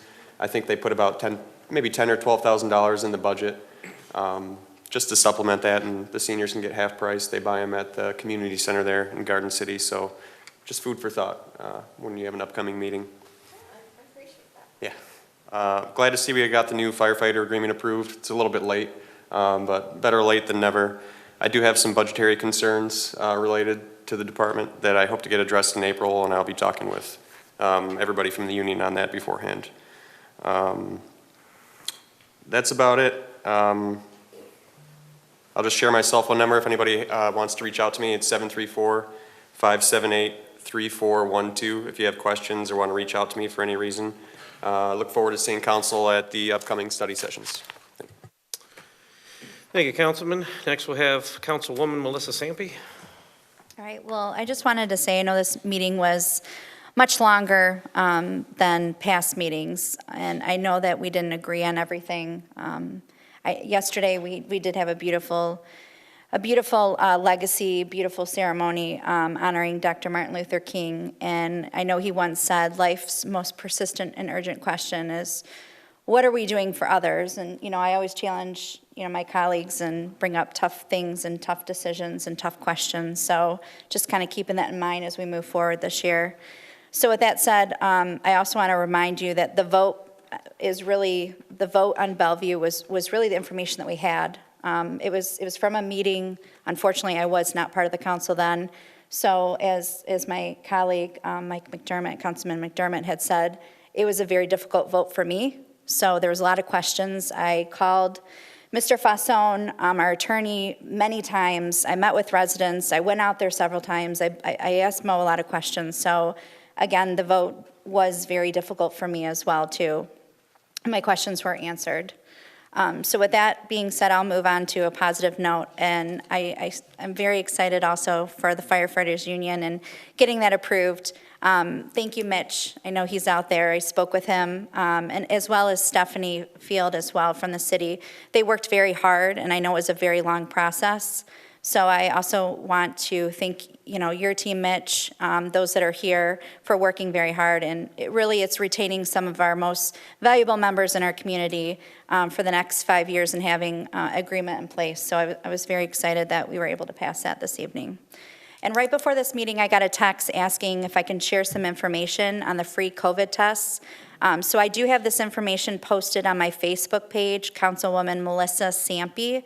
But you can order your COVID-19 tests by going to special.usps.com/test kits. So residents now can order 4 free at-home tests. So USPS.com, and you can get those tests delivered to your home. So I did share that at my council page if you're interested in getting that information. So a lot of congratulations in order. Congratulations to my colleague, Andrew Rakowski. I was very excited to bring that nomination up. To Kyle and Mo as well for your reappointments. Plant Moran as our city auditor, congratulations to them. Michael Harris, who I have not met, but I am sending my deepest condolences to your family. And Zoe, Faith, and Natalia, definitely some girl power there. I loved seeing that, and the smiling faces. So as a mom myself, I love giving back with my son. We do a lot of things in the community and care kits and random acts of kindness. So it really made me very excited. And Vic, you seem to always be in the goodness. So thank you for being involved in that. Anything that's good in the city, I always see Vic involved. Officer Donald, and also too for the mayor for allowing the compassionate city and our mission to move forward. And Lori, happy birthday to your mom. So sending her my wishes. And lastly, I just want to wrap up and say, if you're a fan of fine arts, I recently was invited by Len Fisher, who said you should come out and check out Inspire Theater. So I wanted to give him a quick plug. The production of Rumors will be playing for 3 weekends. It started last weekend at 7:30. And you can go on their Facebook page, and they have information, Inspire Theater, and get all the information on there. So with that, again, I wish you all kindness, and seeing you all in 2 weeks, and stay well. Thank you. Councilman Godbout. Thanks. I just want to the residents on Bellevue and Grace, I appreciate your professionalism, your passion, and your persistence in trying to affect change to the lot split. And it's one of those unfortunate situations that come up here, fortunately, not very often, but legally, there is very little that council could do to not approve the lot split, as it met all of the ordinance requirements for size in an R1 zone district. I would encourage you to stay vigilant and active during the planning process when the site plans come up for review. And, obviously there are some issues with the one lot, as Mo indicated. So there, please, the vote taken tonight by council was, we rely on our city attorney's office to provide us with legal advice to keep the city out of legal trouble in particularly difficult situations. And I had several conversations with the city attorney's office, as well as most of my colleagues did as well, and during this process. So again, thank you for pleading your case, for being professional about it. It's much appreciated. There was nobody coming up screaming and yelling and ranting and raving. You all conducted yourself very admirably, and I appreciate that very much. A couple of other brief notes. One, I'd like to congratulate Plant Moran on their reappointment, as well as mention earlier this evening we had a study session on the audit for the last fiscal year. And we received an unqualified opinion, which is the highest you can get from the city. We've improved the city's financial position. They brought up some of the exciting things that are coming up in regards to the ARP funding and decisions, and things that we'll be able to address from that perspective, as well as the Infrastructure Act that was passed. And there are different processes that have to take place, but Plant Moran's been our auditors for a long time, and they do a great job for us, and it's much appreciated. I too would like to congratulate Mo and Kyle on their reappointments. They both do an outstanding job for us, and it's nice to see, and this is no dig on any of the other directors, but younger faces in the administration picking up the mantle and continuing to move this city forward. I'd also like to congratulate Councilwoman Rutkowski on her reappointment, and Mike Harris on his reappointment. Mike's been on Nankin Transit forever. He does a great job advocating for the disabled residents within our community. He also serves as the treasurer on Nankin Transit. And Mike, I know Mike, I first met Mike when I got appointed to Nankin Transit. I think it was the second year I was on council. So as I said, he's been there a long time. He does a great job representing the city on that commission. And I think that's all I have. Thanks. All right, thank you, Councilman Godbout. Council President Pro Tem Londo. Thanks, President Hart. Thanks to all my colleagues. I thought you guys all had a great discussion tonight. And thank you to all the residents that are here tonight. Emily Baumann, you said slow down. I think that's a great thing to do. I talk really fast a lot of times, so I'm going to try to slow down, which, sorry to my colleagues. But start off tonight, I congratulate everybody that was reappointed, including our auditors and our financial advisors, Plant Moran. They do an incredible job for us, not only, again, with the audit, but with overall financial advice. And they're always there. If I ever have any questions outside of meetings, I can reach out to them, go to lunch, go to coffee, whatever it may be, or just strictly a phone call. So I appreciate everybody with Plant Moran. We already talked about our Parks and Recreation Director, Kyle Mulligan, and our Planning Director, Mo Ayoub, so I won't repeat that, but congratulations again. And congratulations to both Michael Harris and Councilwoman Rutkowski on your reappointments to the Nankin Transit Commission. Like, as we said before, you both do an incredible job serving in that capacity. We appreciate everything you do for the community. Something that didn't get much attention tonight that was on our agenda was we redistributed $50,000 of federal funding to procure health services equipment.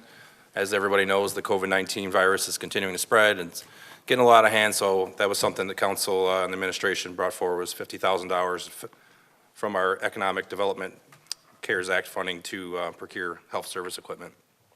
Thank you to the bargaining unit from both the local officers, local firefighters, Local 1279, and the city's negotiating team led by Stephanie Field, Jim Fassone, Brandon Gresco, and Dan Block, and other members of the administration. Anybody that knows, labor negotiations are never easy. This one took many years for various reasons.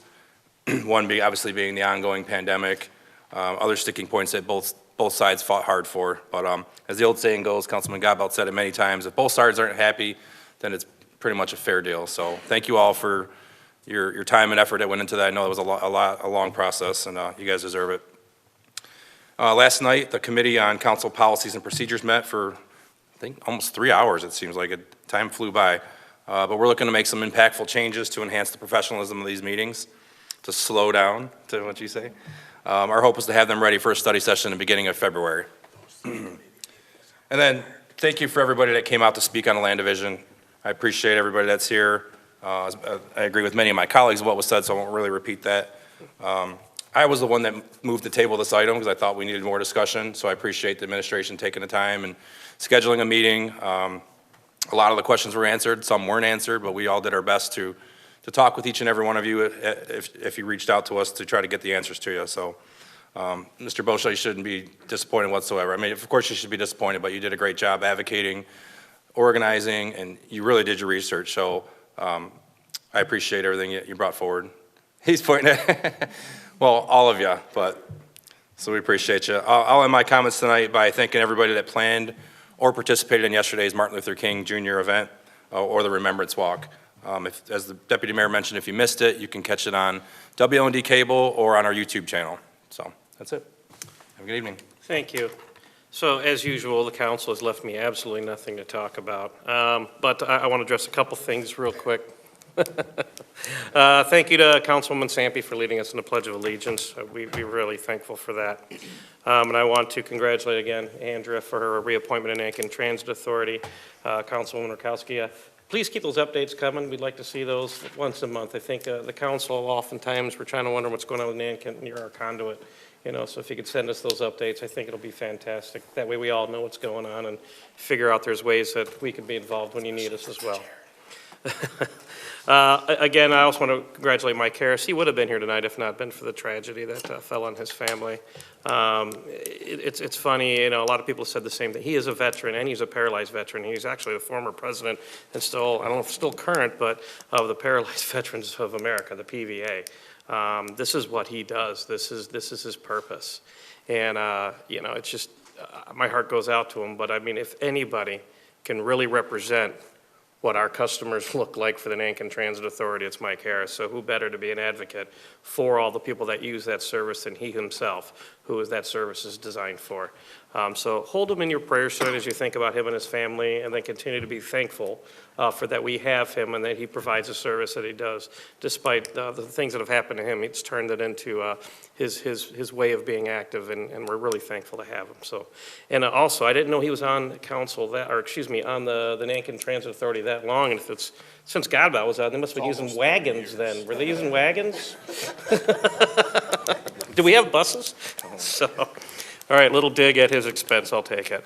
Thanks, congratulations again to Kyle and Mo. We appreciate your service. As with everything, even though we're trying to slow down sometimes, things are active, especially in Parks and Recreation and development. Okay, there's a lot of things that are happening. Community development is everything we hear, right? Community development, community development, community development. And between, you know, Aubrey and Mo, they're very busy with all the things that are going on. And ways for us to be active and also to entice these people to come here. And part of one of the things that entice some of these businesses to come here and look at Westland is our process that we use here and the way we roll out the red carpet, okay? So being able to have, what's this? Ordinance, I said they're working on the ordinance rewrite. Oh, yeah, so we'll get to that. Again, the way we handle business, the way we approach it, the way we move them through, we don't tie them up with red tape. We make sure that Westland's an appropriate community that's attractive for a lot of these businesses to come into, because we're all in competition. We're in competition with our neighbors. You know, half the time we're really trying to sell why Westland and not our neighbor. And sometimes, honestly, sometimes our road infrastructure doesn't really lend to a lot of retail traffic. You know, we're a large community without a freeway, and that does impact us. So we have to work twice as hard as some other people do, and they're doing that job. And one of the things they also trigger on too, which has nothing to do with Belleville, I'll address that in a minute, is roof starts. Roof starts and new home builds actually are one of the key economic drivers that a lot of businesses and developers are looking into, and that's how they make their decision about where they're going to go to. They look at the overall demographics, you know, average income, average disposable income, okay, education level. A lot of these things play into their decisions, but roof starts are one of the key driving metric for their decisions to pick a community. There's large commercial software that they use to do this that we also have access to, so we can kind of figure out the answers to the test. So we're trying our best. So all of these things together, Mo's involved with it, and thank you, Mo. And I'm saying all that to say this, congratulations, you're gonna get a lot busier, so thank you. A couple other things. Fire CBA, congratulations on getting that contract done. Thank you for your patience. I know that you definitely communicated with me, and I know you communicated with a lot of people over the years. We appreciate not only your patience, but you never, ever stopped working as hard, especially when the most trying time in probably your history was upon you during COVID, and we're still in it. So you're waiting to have something, and you still worked twice as hard as you ever did, and I can't be more thankful for your service, and thank you so much for your patience, and we appreciate it. And this whole council voted unanimously to support your agreement, and we're happy to stand behind you, and I'm thankful for that. To our friends on Belleville, I would echo exactly the sentiments that Councilman Godbout mentioned earlier. Your patience and professionalism was extremely admirable. And you guys kept me up at night reading emails and doing research. So it was, I thought I was out of school. You guys sent me back to school. So I appreciate it, and I really do. This vote was a difficult one, just like my colleagues had said. And this is one of those situations where you had to hold your nose and vote. Okay, sometimes that does happen. I think we've all had to do that one way or shape or another. But after being presented with all the information, after being advised by our city attorney, I would not be doing all the other 85,000 residents a disservice in this community if I would go against my city attorney's recommendation, especially something like that has been researched so diligently. I didn't like it. I agree with you. My heart goes out to you. It's not something that I would want either if I was in your neighborhood. I was in between a rock and a hard place, just as my colleagues were. So I hope you understand, but I hope you know, just like everybody else has said, you get a couple other bites at the apple at this one. All right, so, you know, pay attention. There'll be things that are going to be coming up, especially for Lot A, that's going to go in front of the ZBA, and you're going to have, if they do move, if they do move forward with that, you can go ahead and get in front of the ZBA and be heard. on the front side of that thing, and I would encourage you to be active. And if you ever have any questions, you got 7 people up here, with the addition of the administration, Mo, the mayor, and the entire office. We're here to help. We're here to answer your questions. Sometimes we're not going to give you the answers you want. We're going to be, but we'll be honest and we'll do the research, and I think all of my colleagues would commit to that. But again, as Councilman Godbout said, I really admire your tenacity, but your calm demeanor and your professionalism. It's something that is sometimes a little short in this world, and it actually weighs very heavy with me, and I respect that very deeply. So thank you very much. To all my colleagues, thank you again for a very effective meeting. We had a lot of opportunity. We spoke, we discussed, and it was rewarding. So I thank you for that. And I'll end tonight. Is there a motion to adjourn? Support.